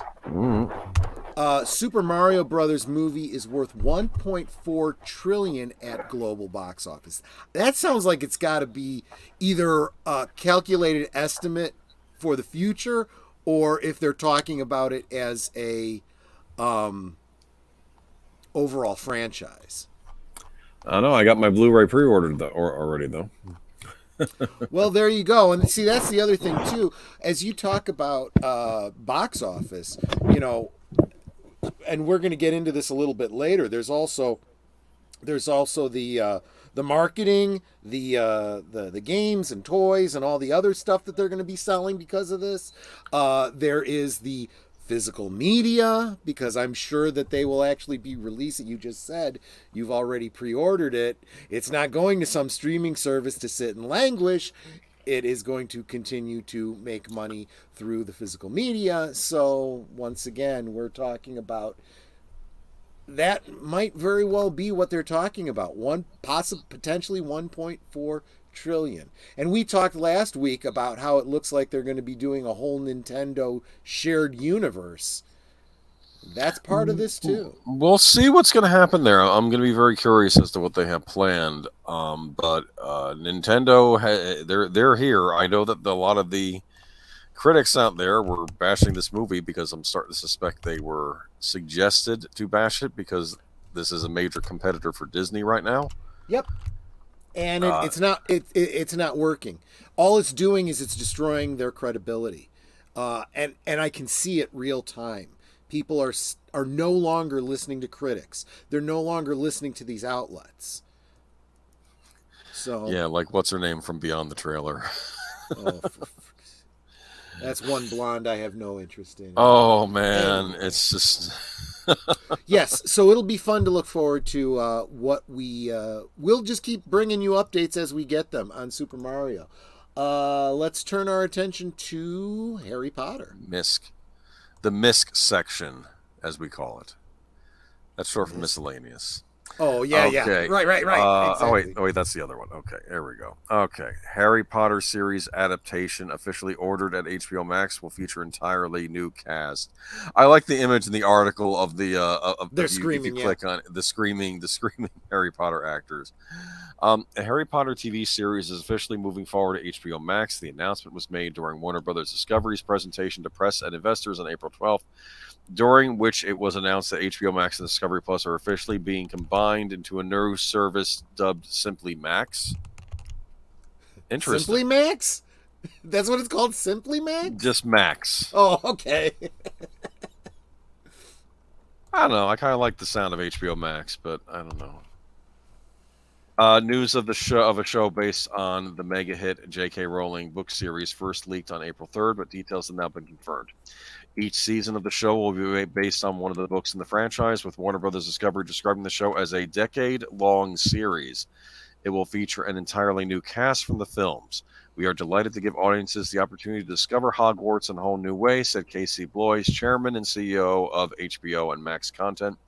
Harry Potter is a cultural phenomenon, and it is clear there is such an enduring love and thirst for the Wizarding World. In partnership with Warner Brothers Television and J.K. Rowling, this new Max original series will dive deep into each of the iconic books that fans have continued to enjoy for all these years. Max will produce in association with Bronte Film and TV and Warner Brothers Television. Rowling will executive produce along with Neil Blair and Ruth Kenley Litz. David Hyman is currently in talks to executive produce. Max's commitment to preserving the integrity of my books is important to me, and I'm looking forward to being part of this new adaptation, which will allow for a degree of depth and detail only afforded by long-form television series, said Rowling. The announcement brings an end to years of speculation on whether or not the Wizarding World of Harry Potter would make the transition to TV.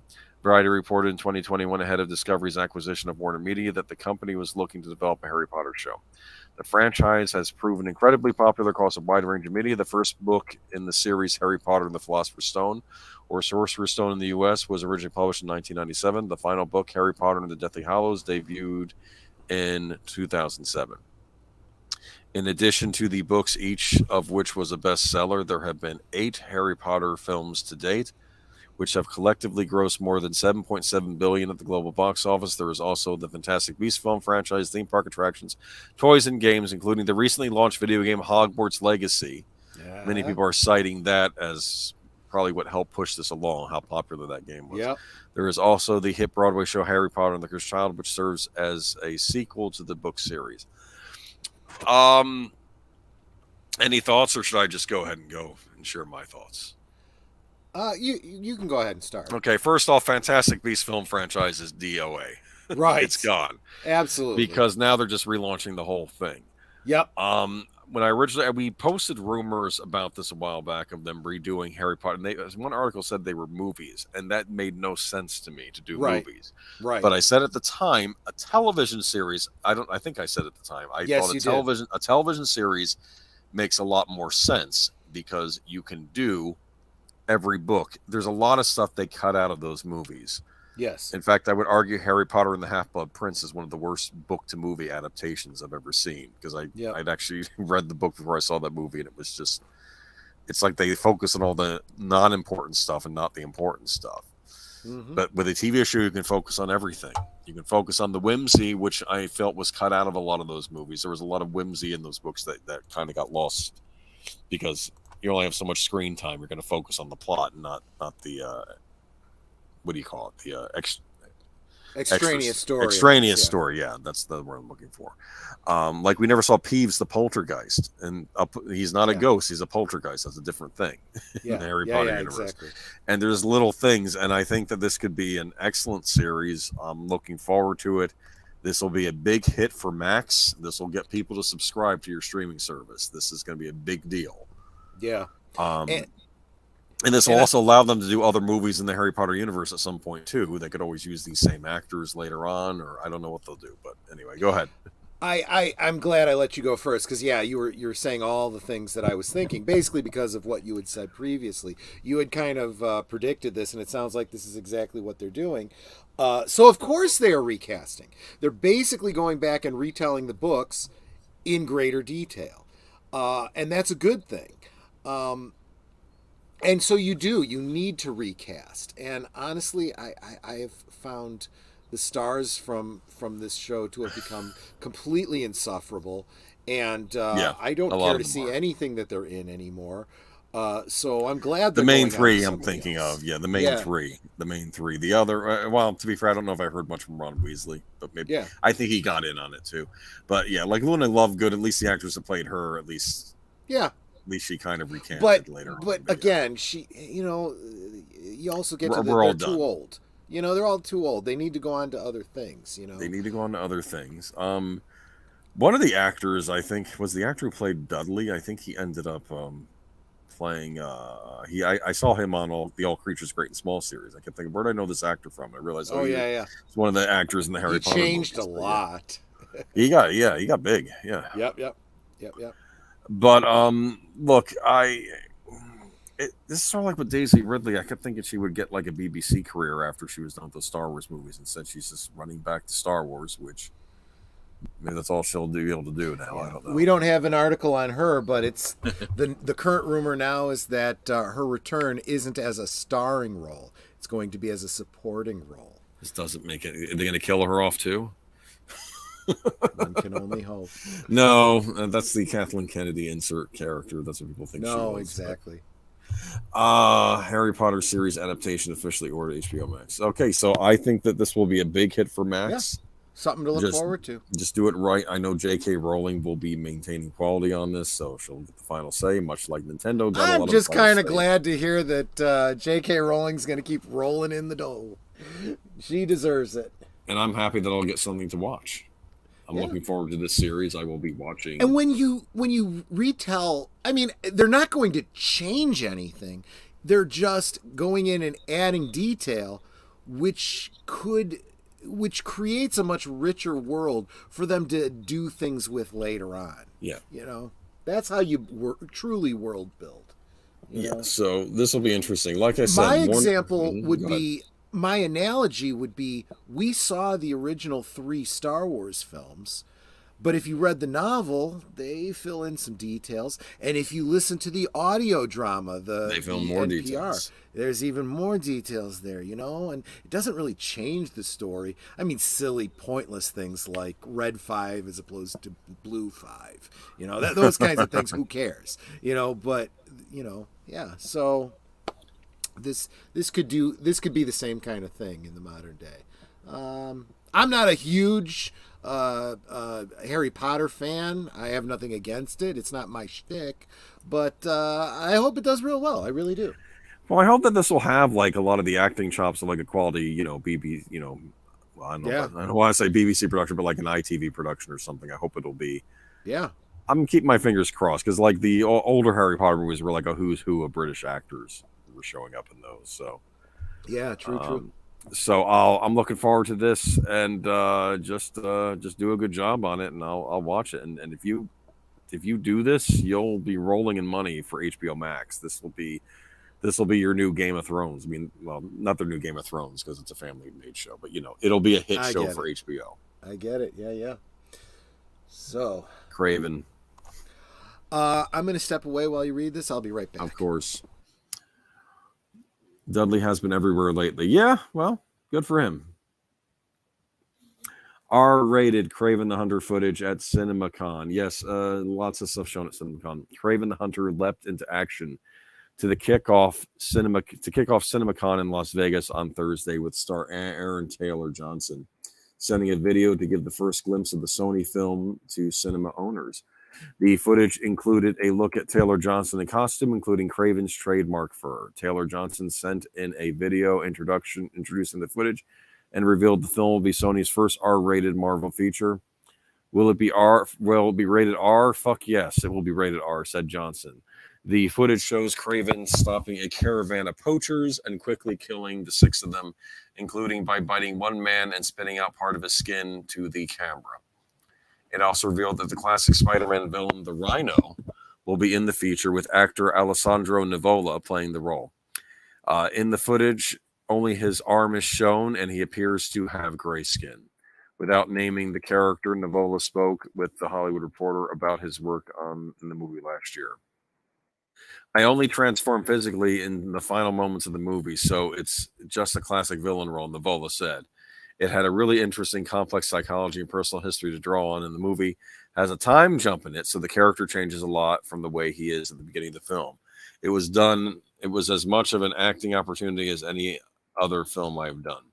Sony and Johnson are betting big on Kraven, one of the more well-known Spider-Man villains from the comics. The studio, when announcing his casting nearly 2 years ago, touted that the actor was signed to a multi-picture deal to play the character who debuted in 1964's The Amazing Spider-Man number 15, where he was introduced by writer Stan Lee and artist Steve Ditko. Kraven is a change of pace for Johnson, who broke out starring in the comic book feature Kick-Ass in 2010 and had a role in 2015's Avengers Age of Ultron, but largely has skewed big studio features since. That started to change with a small role in Christopher Nolan's Tenet, as well as work on Sony's Bullet Train. J.C. Shandor directs Kraven, which has a release date of October 6th and also stars Ariana DeBois, Fred Heschinger, Alessandro Nivola, Christopher Abbott, and Russell Crowe.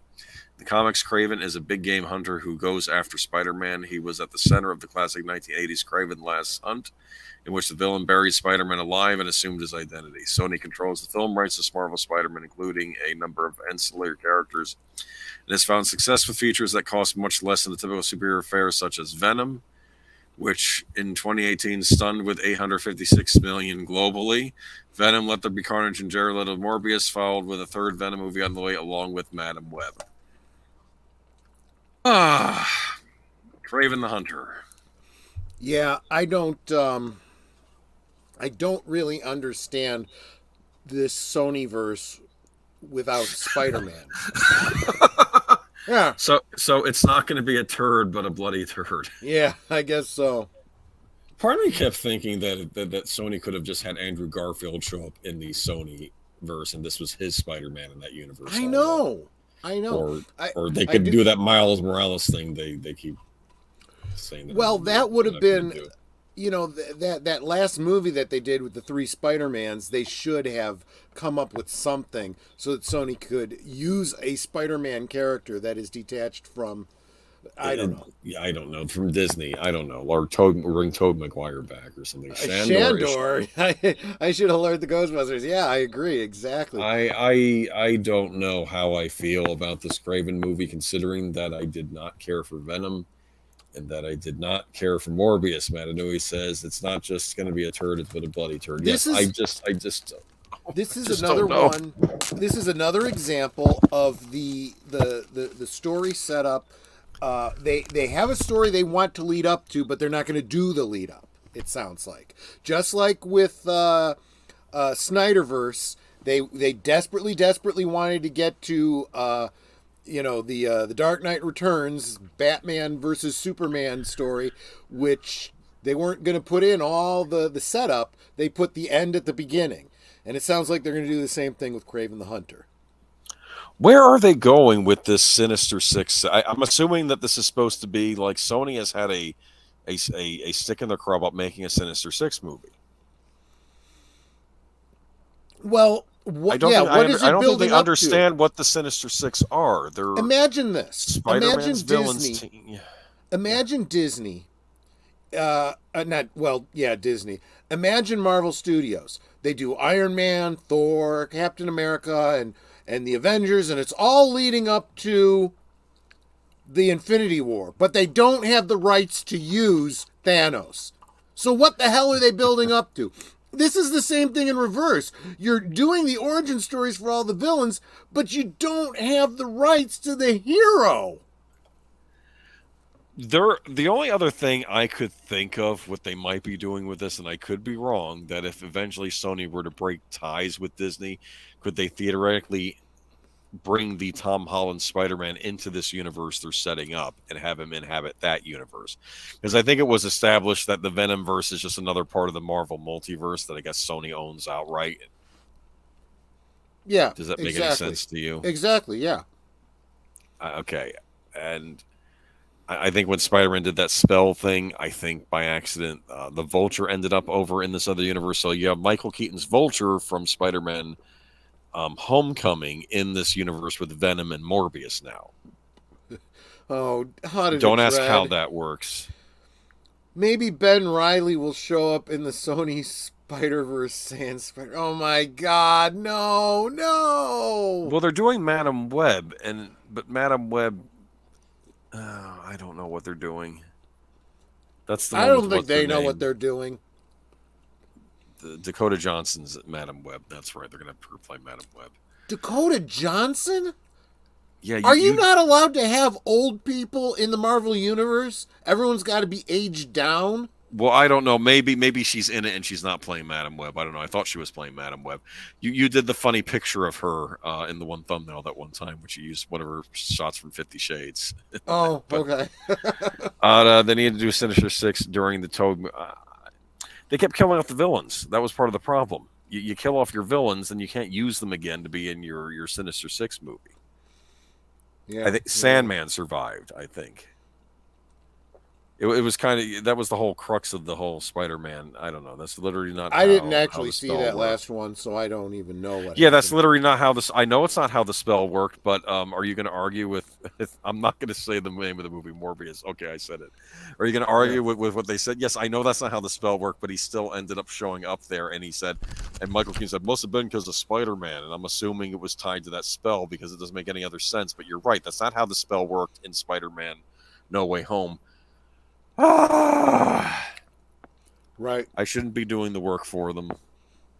I mean, I don't know. Maybe there's a different explanation as to why the Vulture. Maybe they'll reveal that in Spider-Man 4 with Tom Holland, of how he sent. Oh, I don't know. Or maybe they'll do like Marvel did, and they'll just forget about it. You know, it's like they won't do anything with them anymore. They set things up and then forget about them and go on. Because we never got the leader in Hulk. We never got, none of that. So, And I called bullshit on it then too. Yeah, I know, because they make up the rules as they go along. There's no.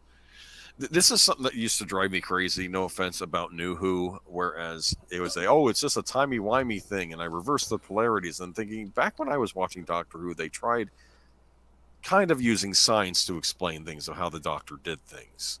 yeah, Kind of like how or they at did least on Star logic. Trek, or logic, sort of like how they did on Star Trek. Basically, there were rules in the Doctor Who universe. There were rules in Star Trek. That's what I loved about the Primeval show, but the dinosaurs coming to the present. They had established rules in that show as well, that this is how this works and we're going to follow it. Not just Vulture shows up for no reason. Yeah, because of Spider-Man spell. And it's not just it's not how the Spider-Man spell worked, or it's not just Doctor magic Strange and spell. science either. It's simple storytelling. I don't care whether it's magic or science or time travel or just the way relationships work as you do character building. There are rules in storytelling. And when you build a world and you create rules around that world, you have to maintain those. You only get so much buy-in from your audience. If you start breaking your own rules, you lose that.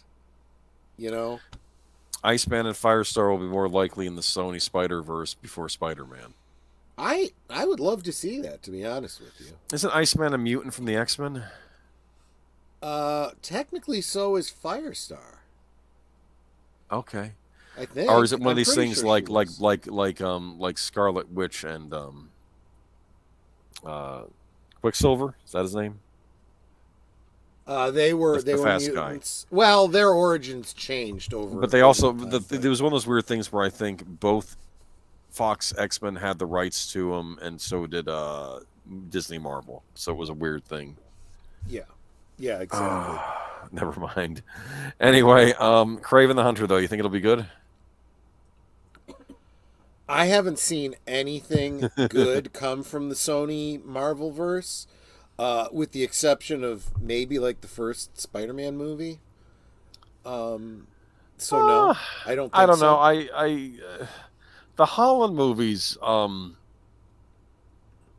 I've mellowed out on them a bit. In fact, I did kind of like that last one, but we'll see. We'll see. I don't know. But then you have this, what I call the Venomverse movies, where you have all the villains without the hero, Yeah. which I'm still trying to wrap my head around. Anyway, let's go for the next. Any Alien fans here? Did you have a good Alien day this week? Oh yeah, yeah, right. Um, Yeah, we did a special thing in Bourbon. We did Aliens rewatch. I pulled I for the thumbnail for this. I pulled the one from the picture of Sigourney Weaver from Alien 3 because well, you know why. Let's Why? get into it. Okay. Well, because she's eschewing, the franchise now. Sigourney Weaver has made it clear that the ship has sailed on her playing Ellen Ripley in a new Alien movie, even though at one time she was open to the idea of returning. In a new interview with Total Film magazine, Weaver confirmed that she is done with the Alien franchise and is happy to leave her iconic role behind, especially after Neil Blomkamp's Alien 5 got scrapped, a project that Weaver had been incredibly supportive of from the outset. So was everybody. The fan base was supportive of that idea. There were all kinds of younger actors taking on this kind of role. There was an Alien film that I really wanted to do with Neil Blomkamp, and we didn't get to do that. But that ship has sailed, Weaver said. I'm very happy doing what I'm doing. I put in my time and space.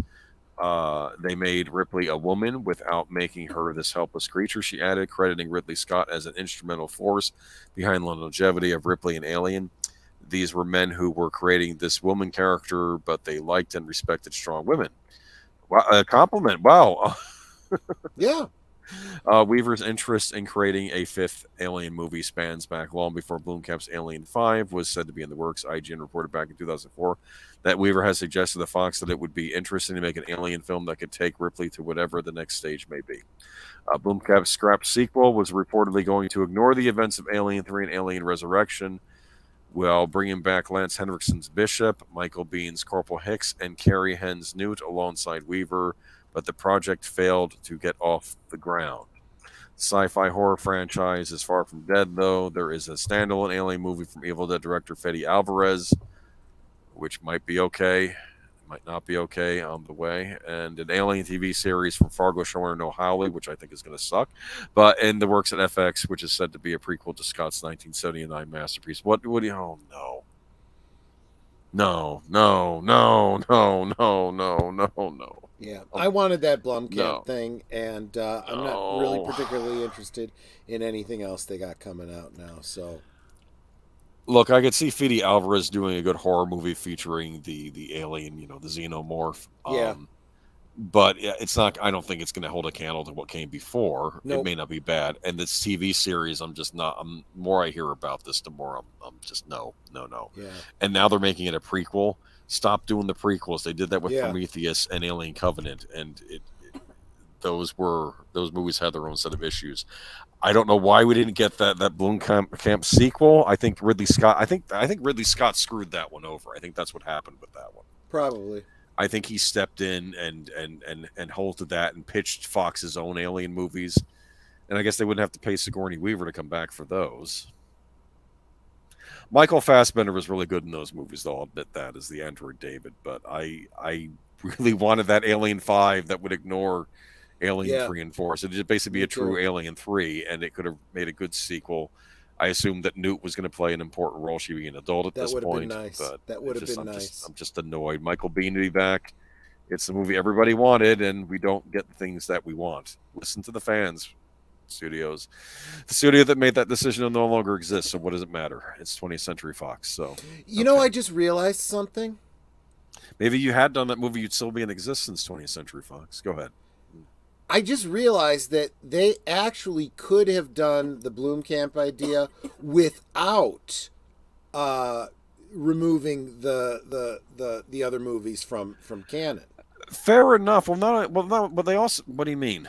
Well, you mean think about it. The setup is after 2, she goes into cryofreeze, right? And they leave it open ended, right? Yeah. Someone could have taken her DNA and done the experimentation and whatnot, and the storyline of 3 could continue with a clone of Ripley, and at the same time, she's still in that situation to tell the original Ripley to do the Blomkamp story. It could be done. Well, that's what they did in Part 4. It was a Ripley clone, right? Right. Yeah. Look, here's the thing. I'm not a fan of Alien 3. I heard the special edition is better. Maybe I need to check it out. But I'm not happy. I agree with what's going on with Alien. I don't like the fact that Disney is now running things now with the Alien franchise. I'm not expecting good things, and I don't know why we're doing another prequel to the original Alien. Scott did that himself, and it had its issues. Yeah. I wish Ridley Scott, like when I first heard about Prometheus, I was actually excited because I thought the premise of Prometheus was this is a movie taking place in the Alien universe, but it's not going to feature the xenomorph. It's going to be other horrible things in space. Exactly. And they're going to have other, and that's fine. And I would have been perfectly happy with them expanding it out and making it its own thing. Instead, he's explaining where the space jockey came from and all this stuff, and we didn't need that. Yeah, exactly. There are interesting things in it, though, so it's not a complete waste of time. Yeah. But I like one is the best. I think Aliens is a good sequel, and then everything else is just.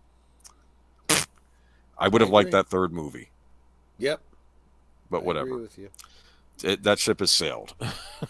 Yeah. And I'm going to say this for Sigourney Weaver. Thank you for not starring as Ellen Ripley again, so we don't have to see you get deconstructed or humiliated again in another movie. More actors need to do that. I agree. Thank you, William Shatner, for not reprising Kirk, right? Yep. He hasn't reprising. He didn't show up on that new Star Trek show, right? No. You got some new actor playing Kirk. That's well, not Kirk. I'm not the third season of Picard. What about it?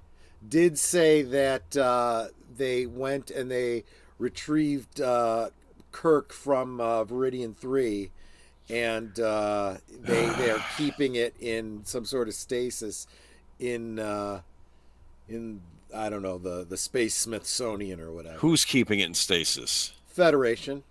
Excuse me, that's kind of weird. And Picard, I mean, there's a joke in Red Letter Media. It's like how Picard buried him and put stones on top, and I hope there are no animals around, and like they'll dig out Kirk's body and start. But the point is Picard gave him a burial, or they could give him an official Starfleet burial. You don't have to keep him in the Space Smithsonian. That's a human body. Is how you treat your officers. The acoudogram of the readout or whatever said it was something like a Project Rebirth or something like that. So I think they got plans for a storyline there. Shatner, don't do it.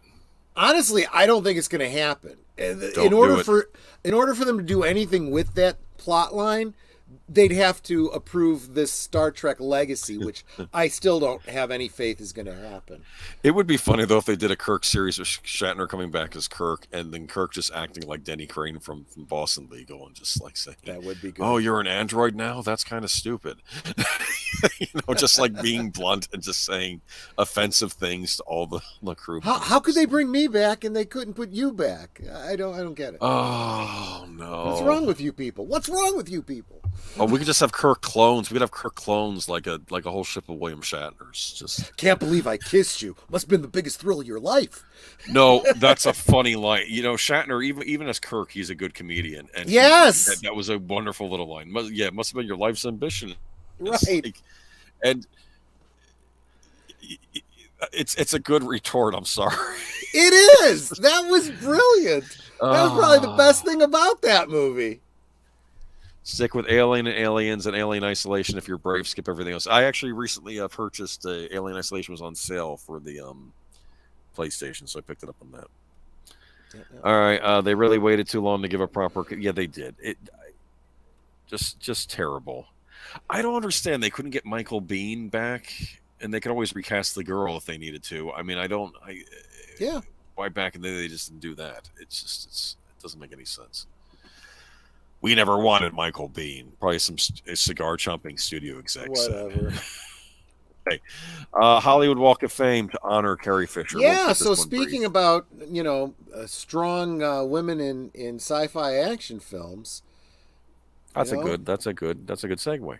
I thank you. But there you go. The problem is they let David Lindelof rewrite Prometheus. Oh no, I bet the original probably was actually rather brilliant because I was hoping it was going to be this brilliant science fiction movie, and Yeah. less so. And the problem was they let Lindelof rewrite Prometheus. That makes sense now. Hollywood Walk of Fame to honor Carrie Fisher on Star Wars Day, May the 4th. Okay. Mhm. Hollywood, Los Angeles, Star Wars Day is coming on May 4th, and what better way to celebrate than by honoring Carrie Fisher with a star on the Hollywood Walk of Fame? Fisher's star will be placed on Hollywood Boulevard, only a few feet away from that of her on-screen spoiler brother Mark Hamill. Fisher died in 2016 at age 60, leaving behind a legion of fans. While she is most remembered for Princess Leia, Fisher boasted a substantial resume with multiple film and TV appearances, The Blue Brothers, Shampoo, 30 Rock, and several novels, plays, and screenplays. Yeah. She was the daughter of entertainer Debbie Reynolds, whose star is across the street from hers, and Eddie Fisher. Fisher's daughter, actress Billie Lourd, is expected to accept the star on her mother's behalf. Well, that's good. I mean, she deserves it. I remember her from The Burbs. Remember The Burbs? That's one of my favorite Carrie Fisher movies. Yep. I remember her from the Blues Brothers. That's right. Aside from Princess Leia, it was that. It was Under the Rainbow.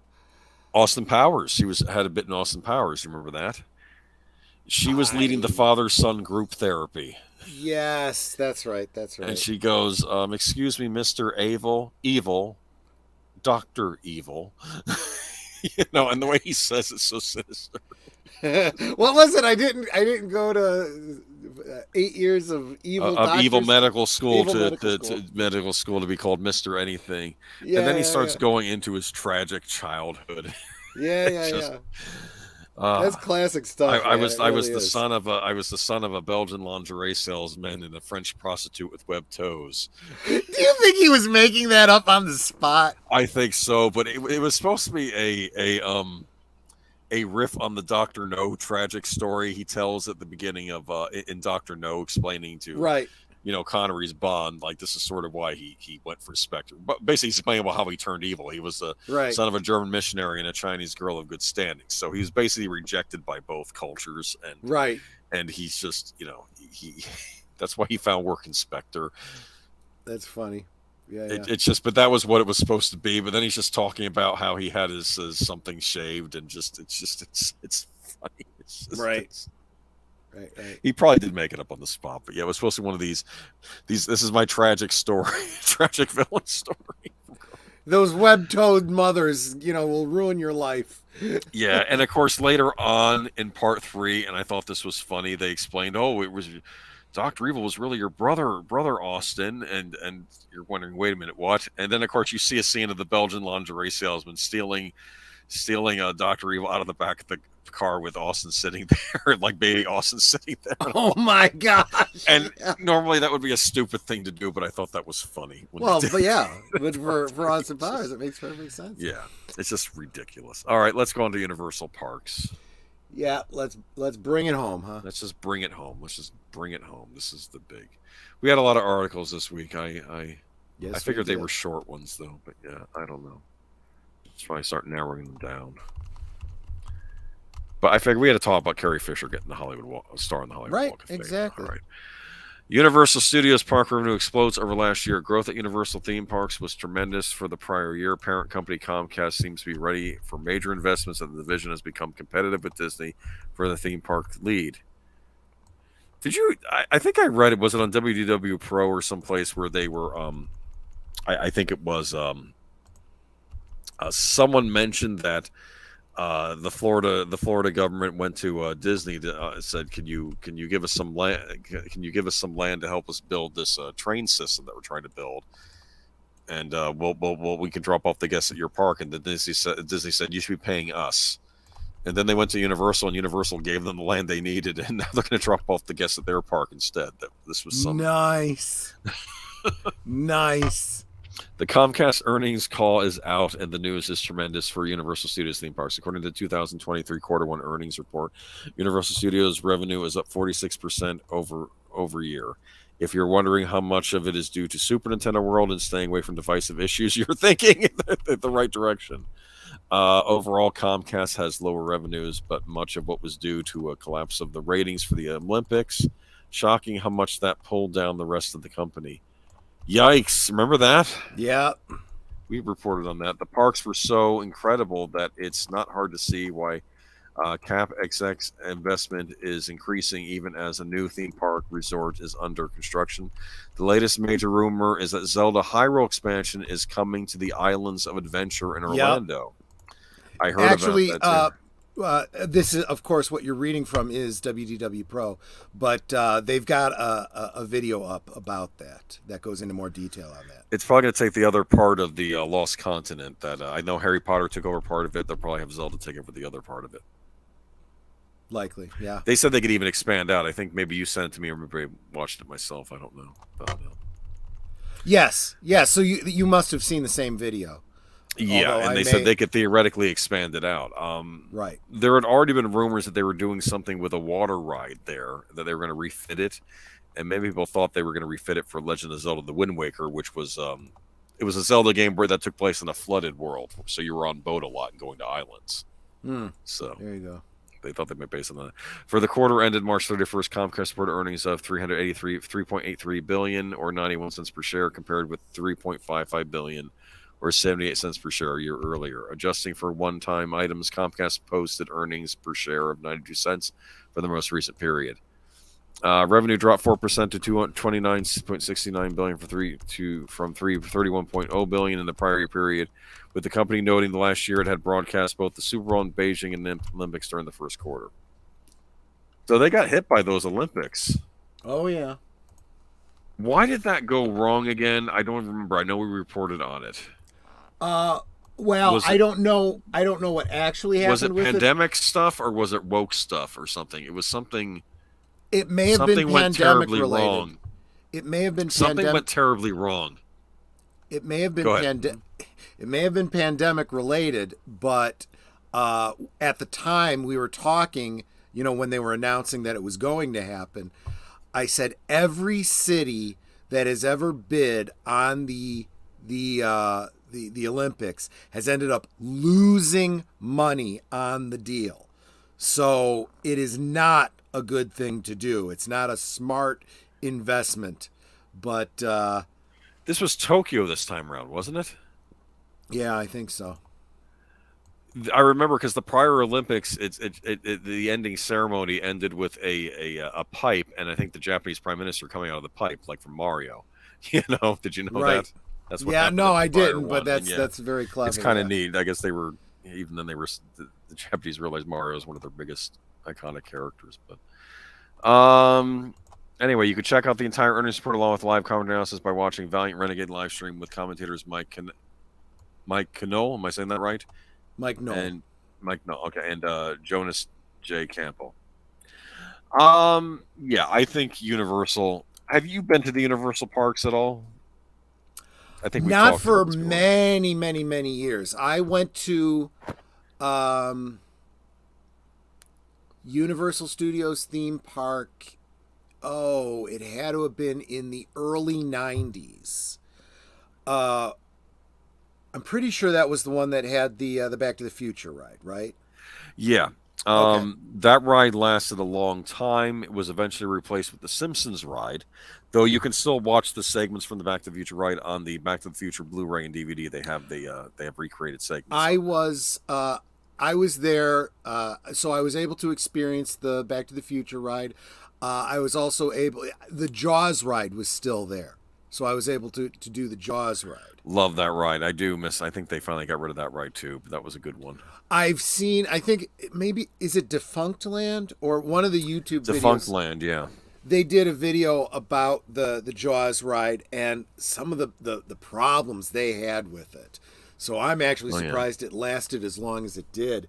It was when I think I must have seen it in a season when it was just like the best time to see it, where everything worked and everything worked well. I never had problems with that one. I remember one time the King Kong ride got stalled and like we were hovering and like and you saw Kong in the background, and it was kind of neat actually. The ride was stalled in that one part because like you're going through the city that King Kong's attacking. You Right, know? right, And exactly. It was a neat ride too. That one they got rid of. Though I heard that in California they made a King Kong ride based off of the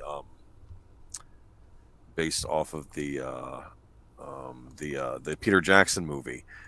You know what they should do with Epic Universe? That should be one of the islands. It should be based on the Godzilla Kong movies. Oh, that would be neat. That should be one of the islands. Don't do Jurassic World because you already have Jurassic Park in the other park. Do the Kong Godzilla thing. That might be what they do. You could do a lot with that. Because you could have a King Kong ride, you could have a Godzilla ride, you could do a few things, but I don't know. Yeah. I know that I really want to know what this Epic Universe park is going to have. I know it's going to have Nintendo Land as part of it, but I wonder what else they're going to put in there.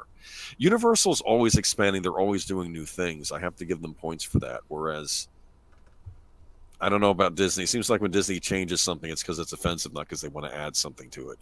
But I don't know. Yeah, exactly. All right, so things are looking up for Universal. I highly recommend Universal Parks, though they're a lot of fun. And Yeah. if you go to the House of Blues in Universal City Walk, which is like the restaurant where they have the restaurants and other Yes. venues before you get to the parks, you go to City Walk, you go to the House of Blues, and you can order yourself the Mother Clucking Chicken. Interesting. Here's what's funny: it's a fried chicken that tastes like barbecue chicken.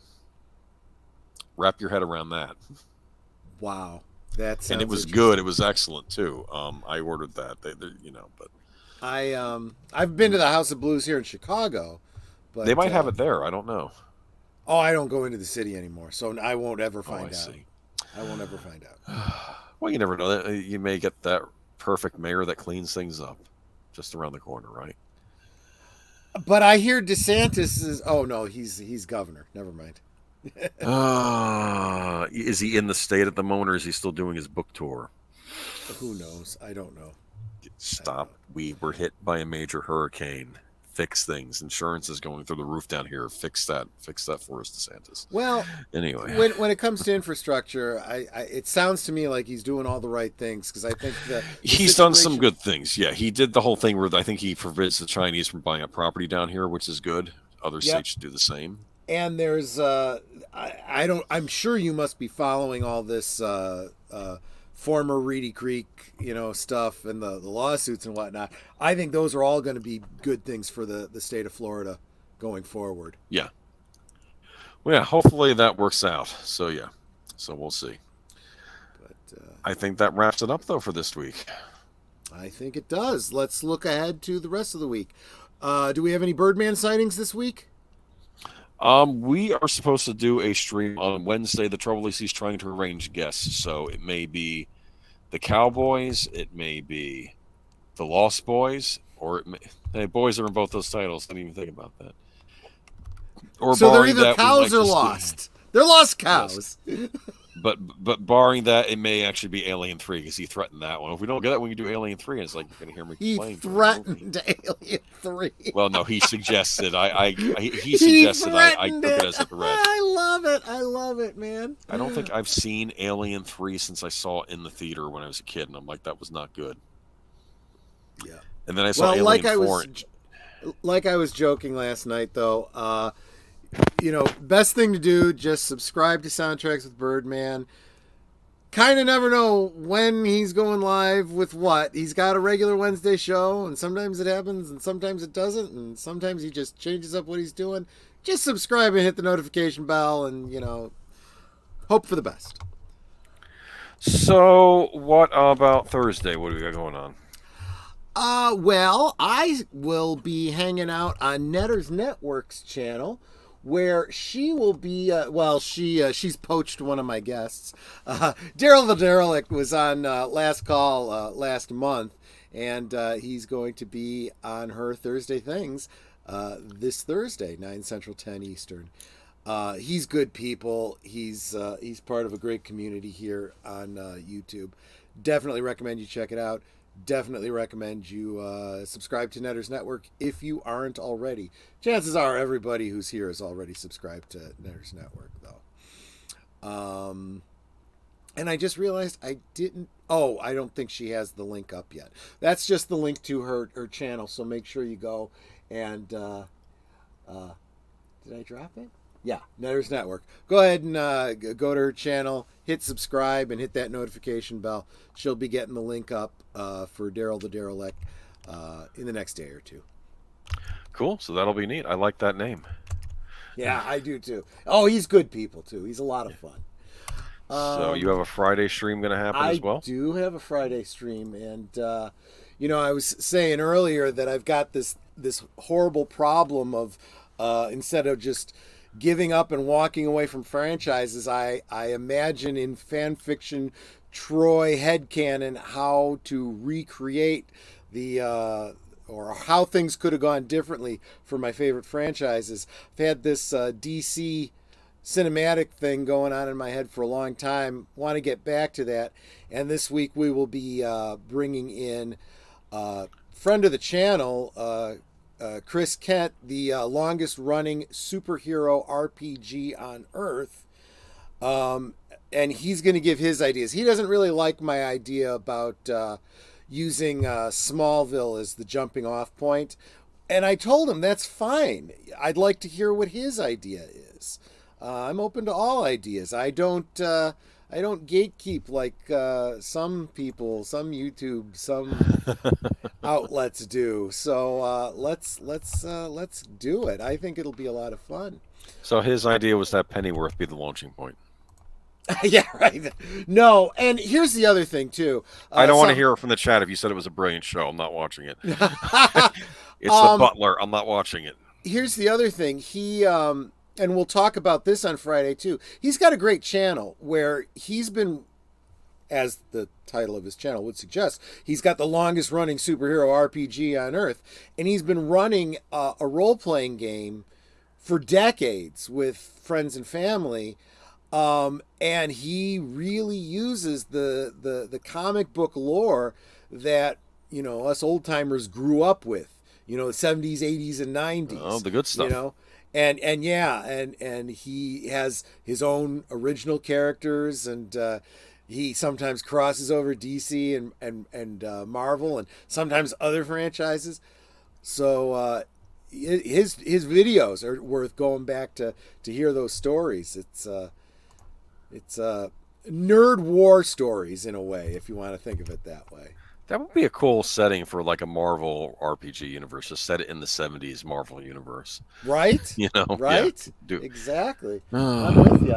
And then speaking of fun things, the watch party on Saturday will be over on Big Al Presents, where we will be watching the 1981 classic Heavy Metal. And I promise I'm not going to be running around with my dork hanging out.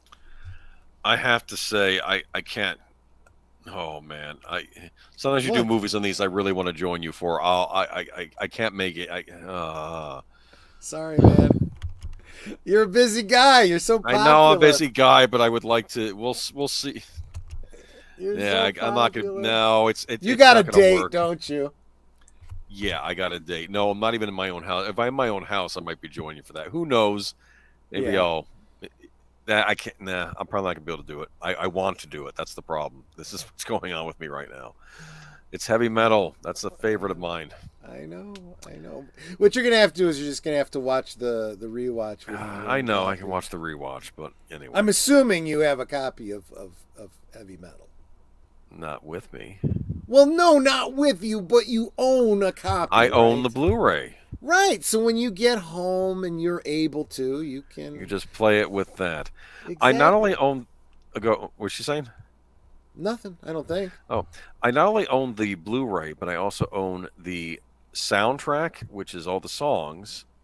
Yep. I own the score, the Elmer Bernstein score. See, here's where I get my soundtrack credit or my score. Yeah, right. I have the score to it on CD, and I also went and tried to dig out the other tracks that I couldn't that weren't included on the original soundtrack. So now I have everything, and eventually I'm going to compile them all into a playlist and have the entire soundtrack play with the orchestrated music and the score and the songs. And I'm going to put that together one of these days. Wow. That's how obsessed I am with heavy metal. I love heavy That metal. is ambitious. I've got the poster from the 90s, the re-release poster. I remember buying that on VHS when they got re-released, and I bought it at one of those mall video stores in the late 90s, and I was so excited because there was all sorts of music rights that were keeping this movie from ever coming out. But then I guess Sony bought Columbia, and Sony owns a ton of music, right? And I think they were able to finally get this movie released. Yeah, I think so. I was speculating with you would probably know this better than I do, but when we were talking about it last night, I was telling Al that I thought that it was the Journey song that was really holding things up.